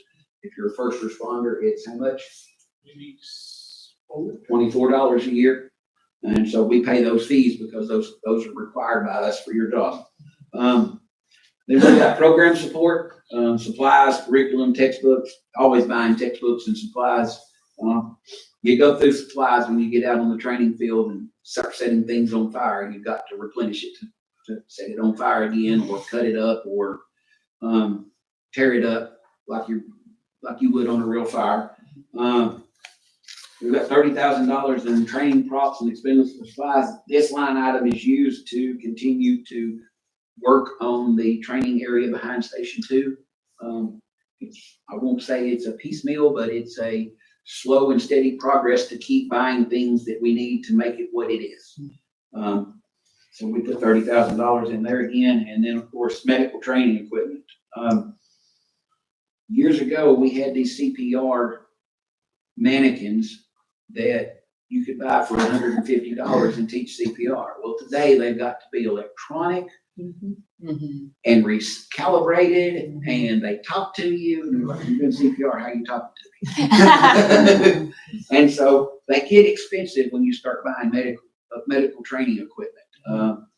The technology's just changed, and it's gotten more expensive to buy that equipment. So our training division has requested $54,550 with it, which is the same as last year. Next is our contractual service, and what we have in here is our dispatch services with 911. The fire department pays $30,305 of the $275,000. Police department gets the rest of it. Many years ago, somebody above me made the breakdown that the fire department was 11% of the total and the police department was 89%. And that's what we've used in budgeting for ever. We check it, it's accurate, it's based on call volume. Based on what? Call Call volume. volume. Oh, call volume. Okay, thank you. Now, when they run 12,000 and we run 1,000, it kind of equals out to 89 and 11. Next is the fees for our radios. We have 63 radios in the fire department, and to have them on the radio system, it's $120.60 a year, so about $7,600. We couldn't build our own radio system for that. We couldn't even think about building our own radio system for that. So that's a very good deal. Then we have our CAD access fees. So that's the mobile CAD in the fire trucks, where we have basically the CAD system in the fire trucks. And a few cell phones. It costs us about $2,200 a year to have that access, and that's just for the licenses for the program and the mapping. That doesn't get into the cellular part of it, which is in another part that we have to pay to actually have the complete access. And then we have 3 vehicles that have GPS, because those that have the mobile CAD already have a built-in GPS on it. It's built into the router that's in the on the truck, mounted on the truck. So 7 vehicles already have a router that's mounted on them. So they have a built-in GPS. Doesn't cost us any money, but 3 do not. And so we have to pay extra for GPS for those vehicles. So that line item increased $3,241, and most of it came from our 911 fee expenditure. Next is our membership registration fees. These are all the associations that we're members of. NFPA, myself, and the fire marshal. Of course, it had an increase this year. It went up $100. The state fire chiefs, myself and the chief are a member of that. The Tennessee Firemen Association. And these are all things that we get information out of by being members of. Also keeps you in the loop with your peers, things like that. The Tri-State Mutual Aid Association, our dues are $100 a year to be a member of that. So that's in here. Trade publications, that's the Firehouse Magazine, the Fire Engineering Magazine, and all the different magazines for the fire service. you have to pay for those, and so we pay for those, and the guys, when they're, have a little downtime, they're reading magazines on different articles and stories and things in the fire service. The IAAI, which is the International Association of Arson Investigators, we have 3 members that are certified through them, so we pay for their dues each year. Then the International Association of Fire Chiefs, myself and the deputy chief are a member of that. And then the ISFSI, International Society of Fire Service Instructors. And that, the fire training captain is a member of that organization, so we pay his fee. And then the fire department has always paid the city's membership fee for the International Code Council, which is ICC, which is where we get our code books, for our building code books. So the fire department's always paid that fee, so we show it in our budget. So this year, I think that line item is actually down a little bit compared to last year. Next is our fire hydrant rental. It's really not fire hydrant rental. We pay Hickson Utility $2,752 a year to maintain, it says 55 hydrants in their district. What that really pays for is the water that we use to train at Station 2 or have a house fire. They call it maintenance fee or rental, but it's really not rental because we're not renting anything. They're not going anywhere. So it's to pay, they maintain the hydrants and everything, and what we have to pay for it. Many years ago, that fee was a whole lot more than that. It was way up there. It was like, instead of, this is now $50 a hydrant per year, it was like $300 a hydrant. But that included everything in Tennessee American, and we have 375 hydrants. Now we only pay Hickson Utility because it's a utility and not a private company, so we don't have to pay the private companies, but we still have to pay the utilities. But then the fees were renegotiated at $50 a hydrant. And that's more about water. Because The they have, utility. yeah, they have to account for every drop of water that goes through their water lines. Okay. So that's how they account for it, by charging us a maintenance fee. They have no idea. They don't ask us. There's no meters on fire hydrants. And then, of course, Tennessee American sends us an email every month. How much water did you use? You have to go back and rack your brain. Did we have vehicle fire? Did we fill the truck up? Did we have a house fire? And so that's how they account for theirs, and because there is no fee on it. But TDEC makes them account for every drop of water that goes through that system. Interesting. Okay. It's a neat thing how they do it. But they have to account for every drop of water. And think about how many fire departments are on the Tennessee American system. Us, Chattanooga, Highway 58, Sousa County, East Ridge, look at Mountain Tennessee, look at Mountain Georgia. And they have to account for every drop of water that hasn't gone through a meter. Because they can account for that. Because they know how many millions of gallons they've processed. It's a neat system. Next is our cell phone expense. So this has actually increased a little bit this budget year, $631. So I carry a city cell phone, the fire marshal carries a city cell phone, and the training captain carries a city cell phone. Those fire trucks that I talked about with the mobile CAD in them have to have a cellular data card in them so that they work. So there are 7 vehicles that have to have that at $34 a month. And this year we've added another tool to our toolbox. We've bought tablets so that they can do their pre-plans digitally. We tried it using the Wi-Fi from the truck, but as soon as you get out of the truck and go around the corner and go through the door, then the connectivity's gone. And then you have to listen to them complain about the fact that it doesn't work. And so we tried something new, considering our iPads were about 10 years old anyhow, so many generations. We bought some new iPads, bought them with cellular capability, and they really like them. They can actually go into a business, keep doing their work that they're doing and not lose connectivity with anything because the cellular service works in the building. He uses his the most, the fire marshal, with his inspections, and he says it's really a game changer. So we had a little bit of increase because we added that to our fleet this year. Next is the 251 account, the medical, which is a new account last year. We're asking for the same amount of money.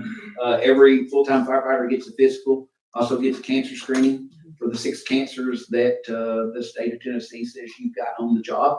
Actually, I think they have introduced 2 more cancers in this year, so it'll be up to 8 that the state says that are part of the workman's comp that you got this year, but you have to test for it every year. So those physicals are, right now they're right at 400, but I'm sure they're going to go up with the 2 new cancer screenings. But we're good with it. Our part-timers that don't work for another full-time agency also have to be have physical. So we send those guys off also to get one. They don't get the cancer screening, but they do get a physical every year. And then, of course, the city has a drug policy, and so we have random drug tested, so we have to pay for them. So we have an amount of money in here just for those random drug tests when they get pulled. With the cancer screenings, if like you retire, is that up to you? You have to maintain that on your own to be able to like apply for, I guess, I don't know, funding for your treatment if it's one of the 8 cancers? You're covered for up to 5 years after the day you retire.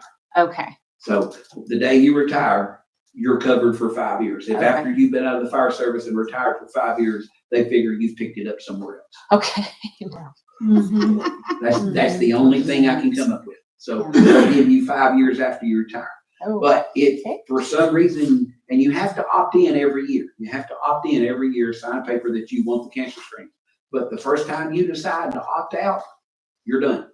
There's no opting back. You can't opt in, opt out, opt in, opt out. State wrote it. Once you opt out, you're done. There's no cancer screenings and there's no coverage for you.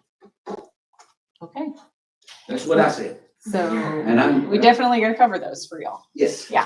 Besides important. lung, what's the more common with your fire? You've got. Not to put you on the spot, but I'm Not to sorry. put me on the spot. 'Cause And my you mind can- just went, You can bring that back next week. yes. Colon, pancreas. Cold, yeah, I'll have to bring it back to you because my Yeah. mind just went blank. Probably Yeah, testicular, leukemia, Yeah. Non-Hodgkin's lymphoma. non-Hodgkin's lymphoma. And 2 new ones. Yeah, there's 2 new ones and we're waiting on all that stuff to get passed down. So we'll keep up with that and add that to the regimen of testing. Interesting. Well, thank you. Next is our computer software maintenance. So we've got the first new, fire data management system that we're going into our 4th year of using this system that the membership, selected out of all the different ones where we have to keep up with all of our personnel records, training records, and everything under the sun that we have to keep up with. This is where we keep up with this. We had a 5-year contract, so we're on year 4 at $9,000. So next budget year will be at $9,000, and the next budget year we'll get a new price. And I'm sure it won't be $9,000.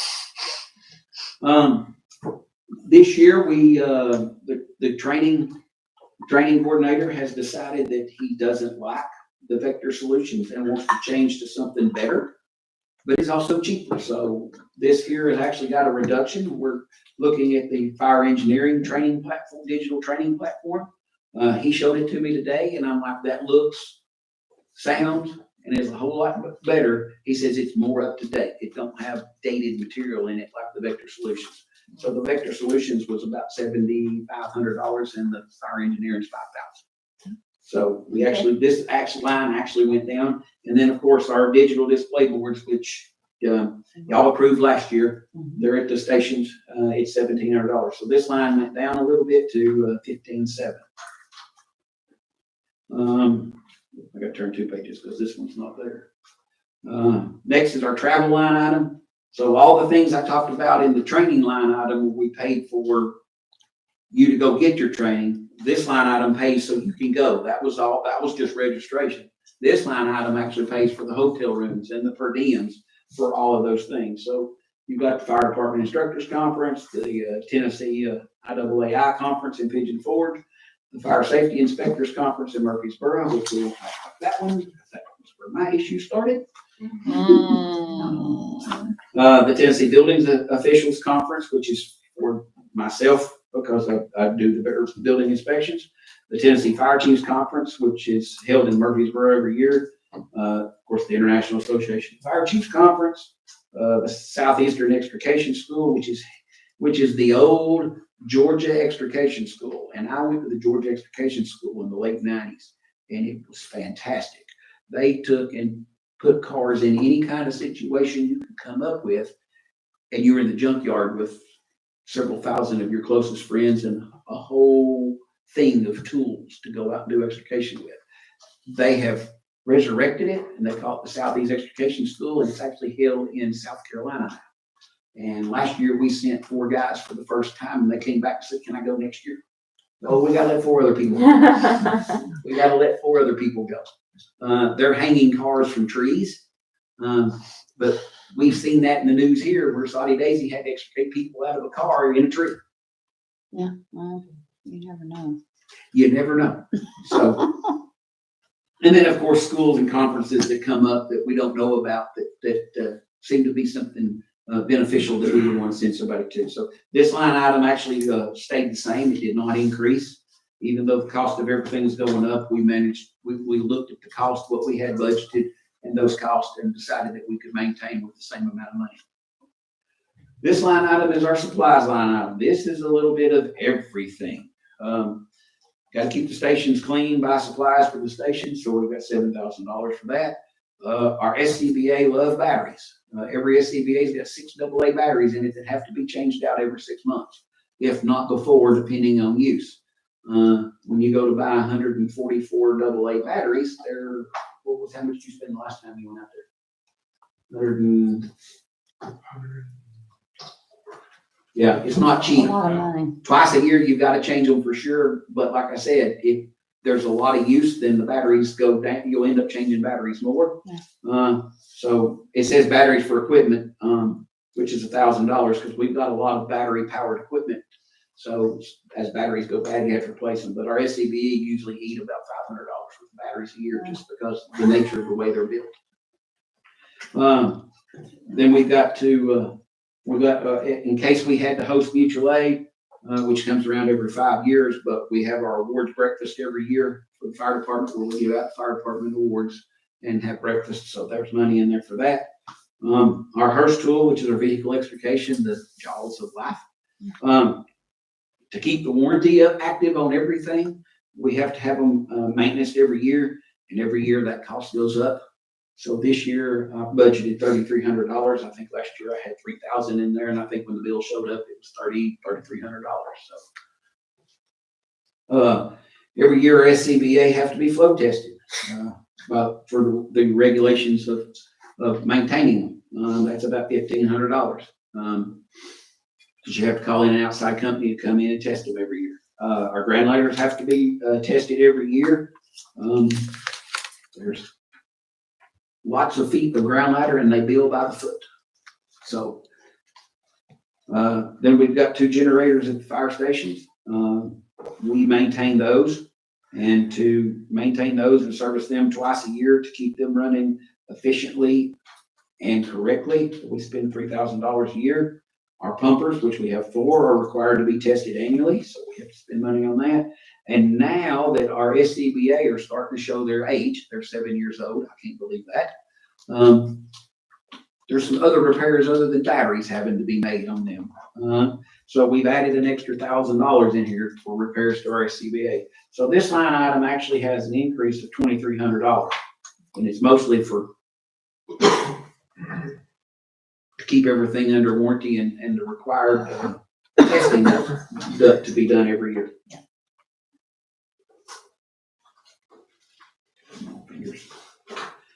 Next is our office supplies, our line 310, printers and printer ink and copier toner. That stuff's expensive when you need it. So we just budgeted $1,000 for toner. I know one cartridge we've got 4 printers and 2 at each station that are they're identical, but the toner cartridges are like $250 a piece. Mm-hmm. They're not cheap. Next is our clothing and uniforms. We do not give a uniform allowance. We buy their uniforms and then issue them out to them. That's the way they've done it. And explained to me that it's much easier and cheaper to do it that way than to give a uniform allowance. Because if you give them a check for $500, are they gonna go buy uniforms or are they gonna go on vacation? That's what I was told. What would they come to work in? Just look at some of the pictures of uniforms of people in places that get a uniform allowance, but the different colors. Right. So we buy the uniforms, and like Chief Seymour said, they get more expensive every year. These pants that we're wearing now are $60 a piece, and that's the government price. Yeah. If you buy them off the internet, I think they're $85 a piece. So we get them for 60. So we buy a uniform product that's good enough to get 2 years use out of it. So 1 year we'll buy t-shirts and job shirts, which is the cold weather shirts, the nice warm sweat jackets. And then 1 year we'll buy uniform pants and uniform shorts. We'll swap out. But each year it's about $10,000 to go that direction. And that's what we budget for uniforms, is about $10,000. Then you've got hey, I need a new pair of boots. My feet are soaking wet because there's a hole in them. Or I need a belt because the Velcro's come off of it. So that's what covers that. We budgeted in this line item for 6 sets of turnout gear. 2 years ago, we bought $150,000 worth of turnout gear. No, $200,000. But that got everybody to 2 sets. Now their old sets are all staggered at different ages, and so we still have to continue to change it and buy new sets of gear to keep that up. Yeah. So that's why we have money. And then as we hire new employees, we go look in the old stuff to see if we've got something to fit them that's close enough to fit them, but then we have to buy them a new set of turnout gear. We hired one last year, and we couldn't get anything close to fit his short little legs. But we made it work till his new turnout gear got here. Because we had to put him to work. So it was close, we made it work, but something that our turnout gear is actually sized and fitted for you personally. So it's not here's an extra large coat or a large pant. It's fitted for you, has your name in it on the label that it's been personally fitted for you, and these are the sizes. Because turnout gear that fits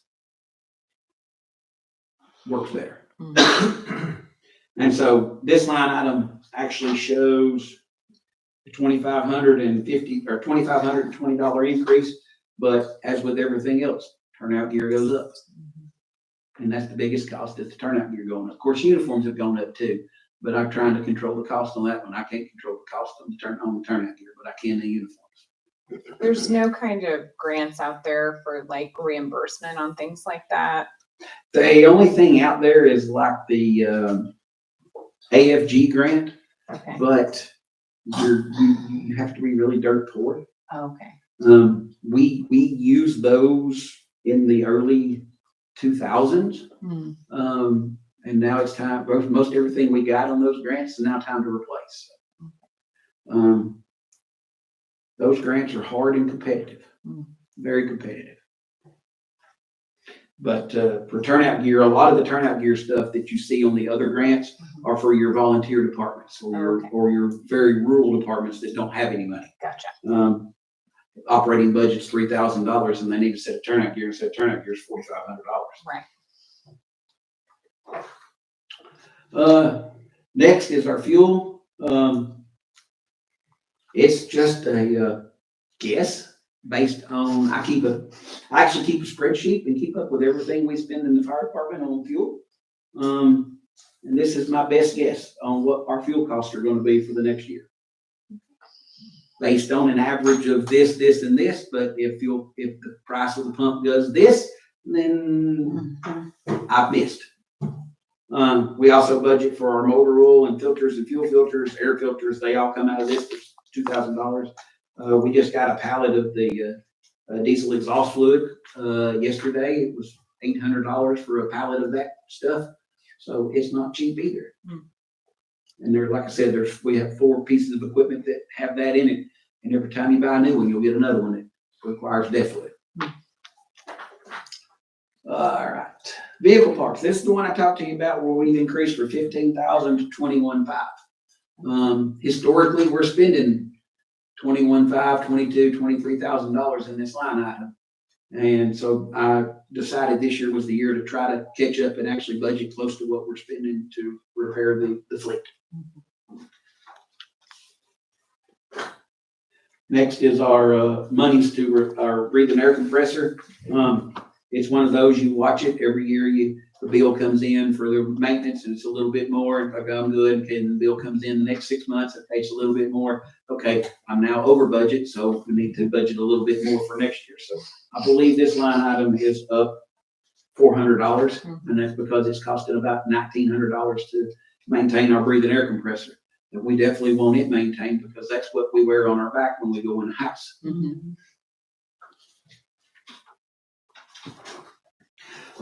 Tubes and tires, nothing needs a set of tires. So we budget for repairs, get a hole in one.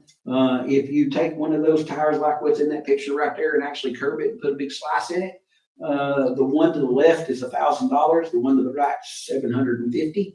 So that's why we budget $1,500 in case there's an issue with the tire. But nothing needs a set of tires because then it's $6,000 for a pumper. How many tires per fire truck? 6 for fire truck. Okay. So there's two, the three newest pumpers have the tires on the left on the front, which is bigger flotation tires. And they're $1,000 a piece. No tubes. And of course, they all have 4 of the smaller tire on the back. Back, okay.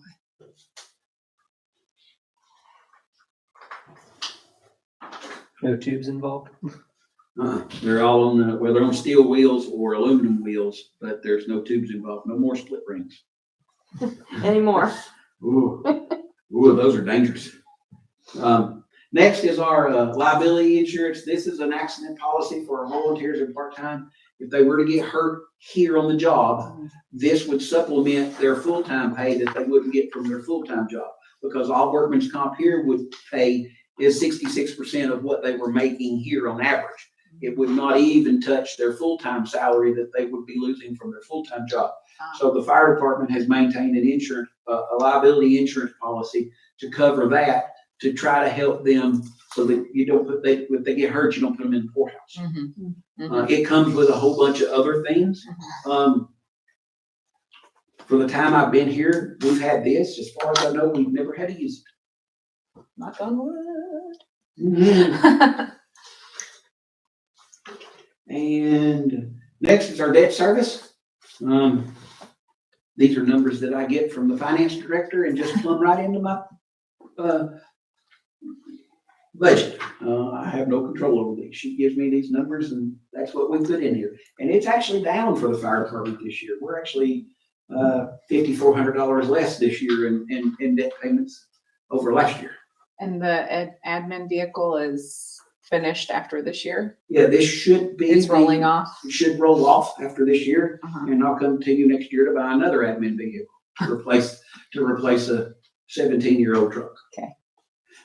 That's the fire department's, that's the kind of the way we've done it. Mhm. We replace something, when it rolls off, then we replace the next one and we just work through a process instead of trying to replace everything at one time. Mhm. The system for us has always been, we'll replace this one, we'll pay for it. When it rolls off, we'll replace the next one. And that way we're not hitting you with a whole bunch of vehicles at one time. It's a system that works, especially with our pumpers, because it's taken 8 to 9 years to pay those off and maintain that $77,000 a year payment, because they're only getting more expensive. Is that, are typically for the admin vehicles, maybe, you know, Chris, is it usually like a 4-year? This one was set up on 4 years. Okay.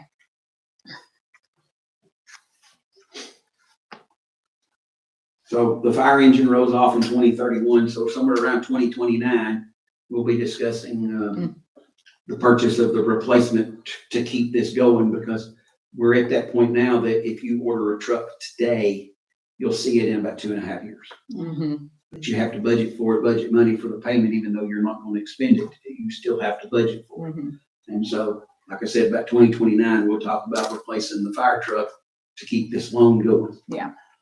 To replace the 94 model. But Yeah. By the time the replacement gets here, it'll be 40 years old. Yep. Live past its life. So this is our big item. This is our line that changes every year, our machinery and equipment, which is listed under capital. We put $5,000 in for small equipment repairs. Everything's breaking. Anytime you use anything, it's gonna break. Sometimes some small equipment needs to be replaced, and so there's $5,000 just for that. 2 years ago, we embarked on a plan to start replacing our fire hose. Because everything's 20 years old plus, it's required to be replaced in 20. So this would be the third year of our plan to replace a little at a time, so that in 20 years, the next fire chief doesn't have to replace all 25,000 feet at one time. There's a plan to replace a little at a time each year.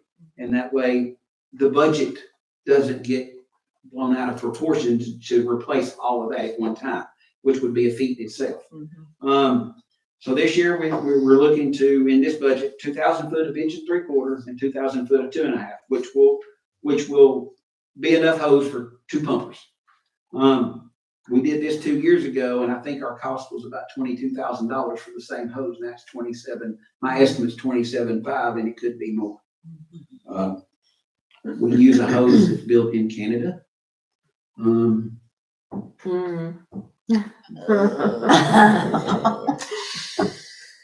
everybody's using it because it's got the hose we ordered last year had a 40-week lead time.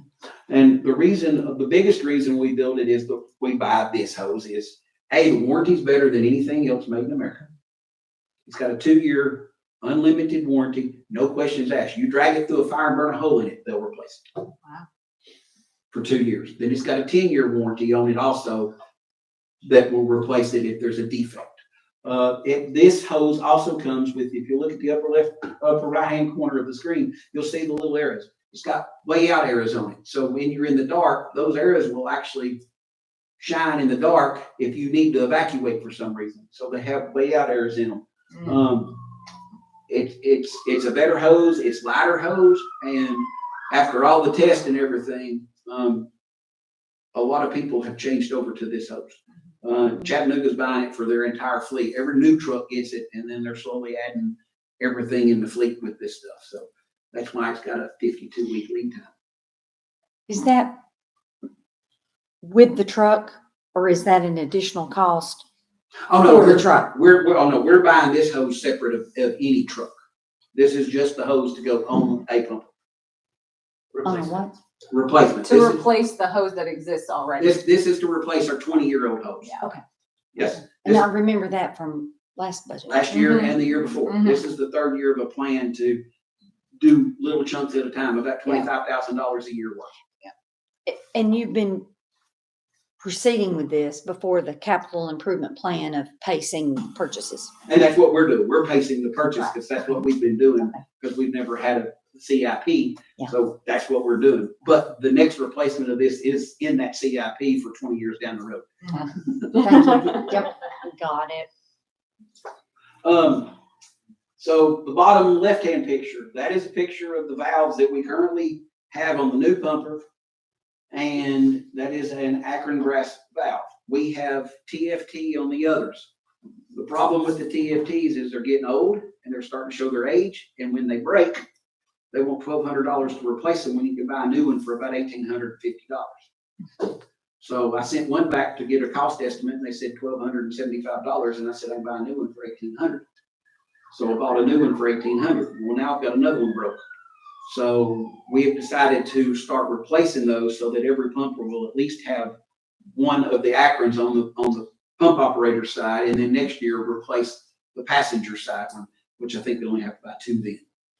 But I've got one broke now, and then the idea is so every pumper has at least one of the Akrons because, like I said, field use, the members of the fire department like these a whole lot better than the TFTs that have managed to break. And they're about 10 to 12 years old. So they're showing their age and when you're operating these things with a 5-inch valve with thousands of gallons of water trying to hit it and you're trying to open it, things aren't gonna last. So we put in $6,000 to replace 3 of those valves. Like I said, I've got one broke, and so we want to replace the other 2 before they break. And then in the upper left-hand corner, that is a picture of our battery-operated fans. We use these to move smoke out of structures, ventilate carbon monoxide, because use a battery-powered fan, you don't put CO in a house that's already full of CO by using our gas-powered fans. Problem is when we bought these with a battery platform that's not the greatest. Well, another company's come out with a battery and fire service tools that actually do a whole lot better. And so we want to switch the rest of our we've switched 2 fans to the new platform, and they work much better than the old platform, because I've got a whole bunch of dead batteries that I don't want to spend $400 a piece for to buy more, because they'll only last a year.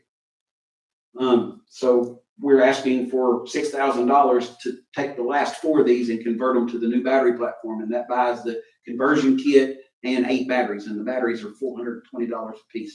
But it gives you about an hour's runtime on these fans. Of course, our backup is always our gas powered, but the idea is to quit running the gas powered, because all you're doing is pumping carbon monoxide into a structure. And then in the middle there, and this is the one I really want to talk about. We run a lot of assist a citizen, help by follow. We run a lot of calls where people call for service, and it's not help by following, it's I can't get up my steps anymore, so I need help up my steps. And they may be on the large side, and we send 2 people out, and they can't walk up their steps. Well, two members trying to carry them up the steps, or tying up the entire fire department on an assist a citizen call. They managed to get a hold of one of a battery powered stair chair, and it actually will. I talked to the rep, and she was supposed to bring me one today. We were going to get one of y'all to try it so we could go up that set of steps with it, but it didn't show up today. So I actually have 2 letters from the membership that requesting the battery operated stair chair to save our backs, to stop work, to keep from having a workman's comp claim, because these chairs they're actually power operated with batteries. They will climb up that set of steps. It still takes 2 members to, guide it up the steps, but it will climb up that set of steps where you don't have to carry somebody in a sack, bouncing them up and, bouncing them off the steps. And so the guys came to me, and I said, I'll go to the commission and make the request. So they are $17,000 for this battery operated stair chair. But I think that's well worth the cost of one back on workman's comp, because we've already had a workman's comp for We also had one workers' compensation claim this past year due to carrying somebody like that. They had sprained the wrist. Yep, I have a. and I have information for you. Sorry. So go ahead. Go ahead. Oh, I was just gonna ask, how many of those calls? I guess that's right, that question. We all have things to say. I'm curious. How many of those calls do we get a month, year? Oh. If We frequent, run I'm sure. 300 assist a citizen last year.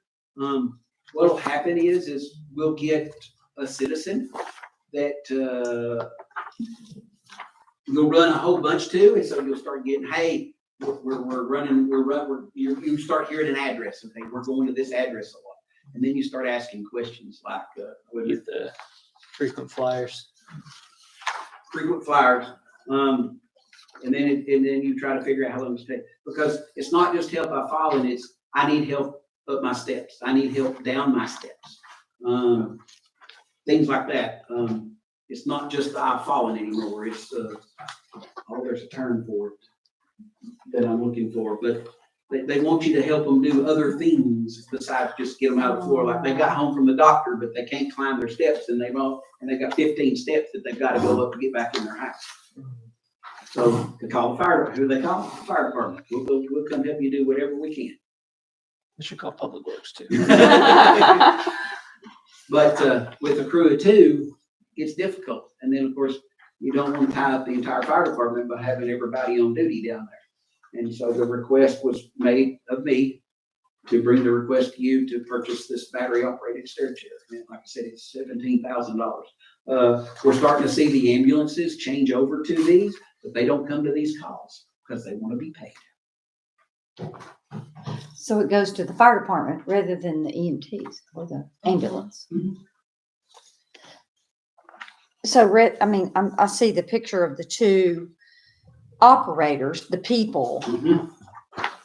So how does the battery help maneuver? The track on the back. Right. Actually has a motor that runs that track, and that track will just walk right up that set of steps. So that it assists the human energy Yes, with ma'am. the battery. It actually does, it actually, basically, you're just there to make sure it goes where it's supposed to go.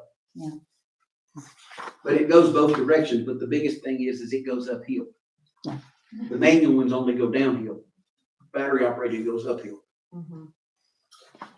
And I was hoping to have I had it set up to have one here so we could show you how it worked on those 3 steps over there.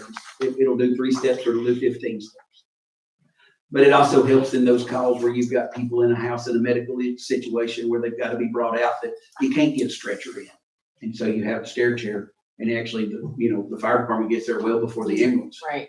So we could actually start bringing them out to meet the ambulance at the front door.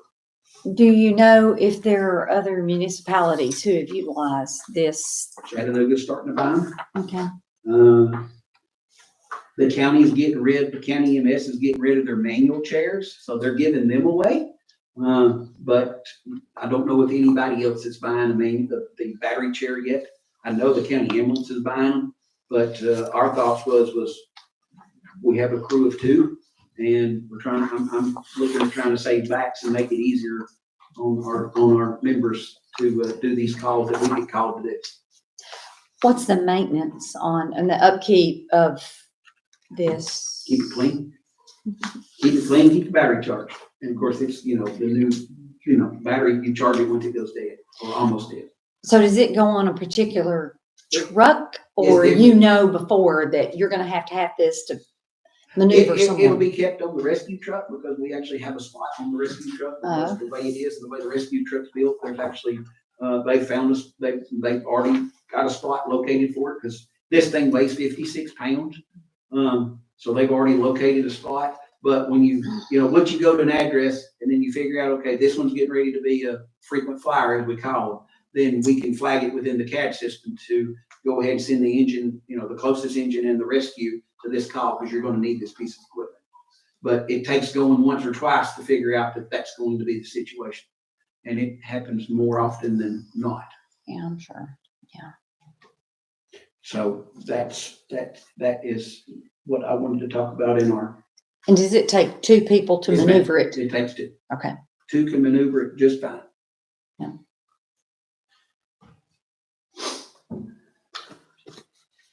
So I'm just trying to help save backs. That's the biggest issue, is saving back. And wrists. Yes, we've already had a risk call off of one of them.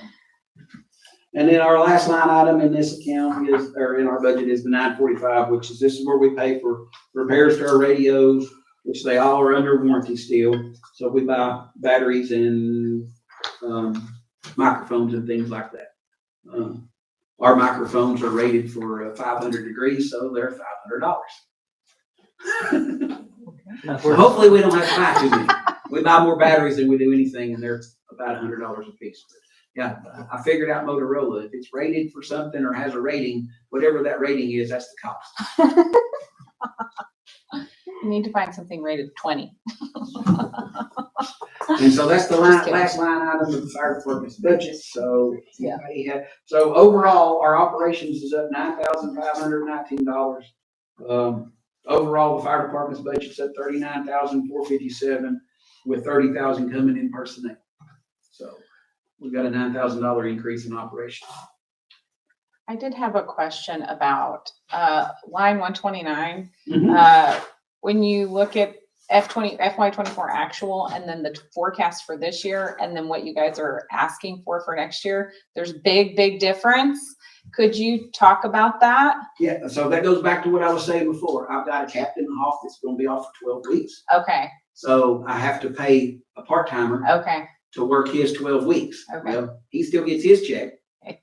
And then the part-timer has to work to keep the, we maintain 5. Yeah. So I have to pay him, and that's not budgeted. So any sick leave, any vacation time that any of the full-timers were to take there's no budget to cover those. So you end up with an increase in the part-time line item to cover that, because I don't know how much time people are gonna take. I mean, I know what they accrue every year. We could guess at a $51,000 payment, but it's kind of hard to say, well, I want $51,000, but I might use it, I might not. Because I sat down and figured that out, what it would take to cover all of what they accrue, not what they have, but what they accrue. right. And it was $51,000. So that's why you see that discrepancy, because you have the full-timers that take vacation and or sick, Mhm. and then a part-timer works. Well, there's no money budgeted for that part-timer to work, but we can't just not fill that spot. Right. Okay, Keep the fire stations open. got it. Any other questions? Thank you. All right. Hit the escape button. Thank you, Chief. Very enlightening. And we have now come to the time for citizen comments on items on the agenda. Mr. Granum. Thank you, Mayor. This is the time for citizen comments. Thank you, Mayor. This is the time for citizen comments. Citizen comments are to be directed at the commission, not to individual commissioners, the audience, or to staff. At this time, members of the community are invited to come up. There's a time limit of 3 minutes. Please begin by stating your name and address.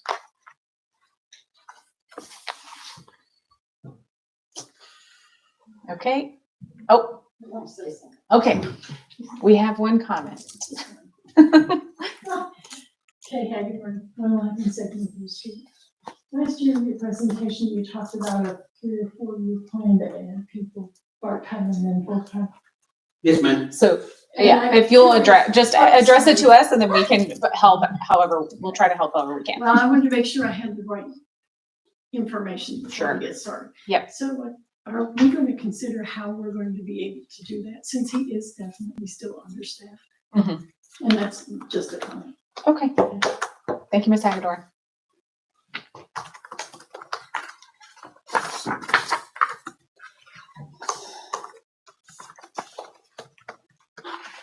Any other comments from the residents present? Okay. If there are no more comments, we will go ahead and adjourn this budget workshop. Do we need a motion to adjourn? We don't do that for the Formal. workshop, Yeah, and we're just not the voting. workshop. So we'll go ahead and adjourn our budget workshop. We'll return next Tuesday, April 29th at 5 PM, and we'll hear from Public Works, our City Hall, Admin and Finance, Community Development, and Court Departments. All right, thank you. Thank you for your patience. Thanks, Mayor. Thank you, ma'am. Mayor.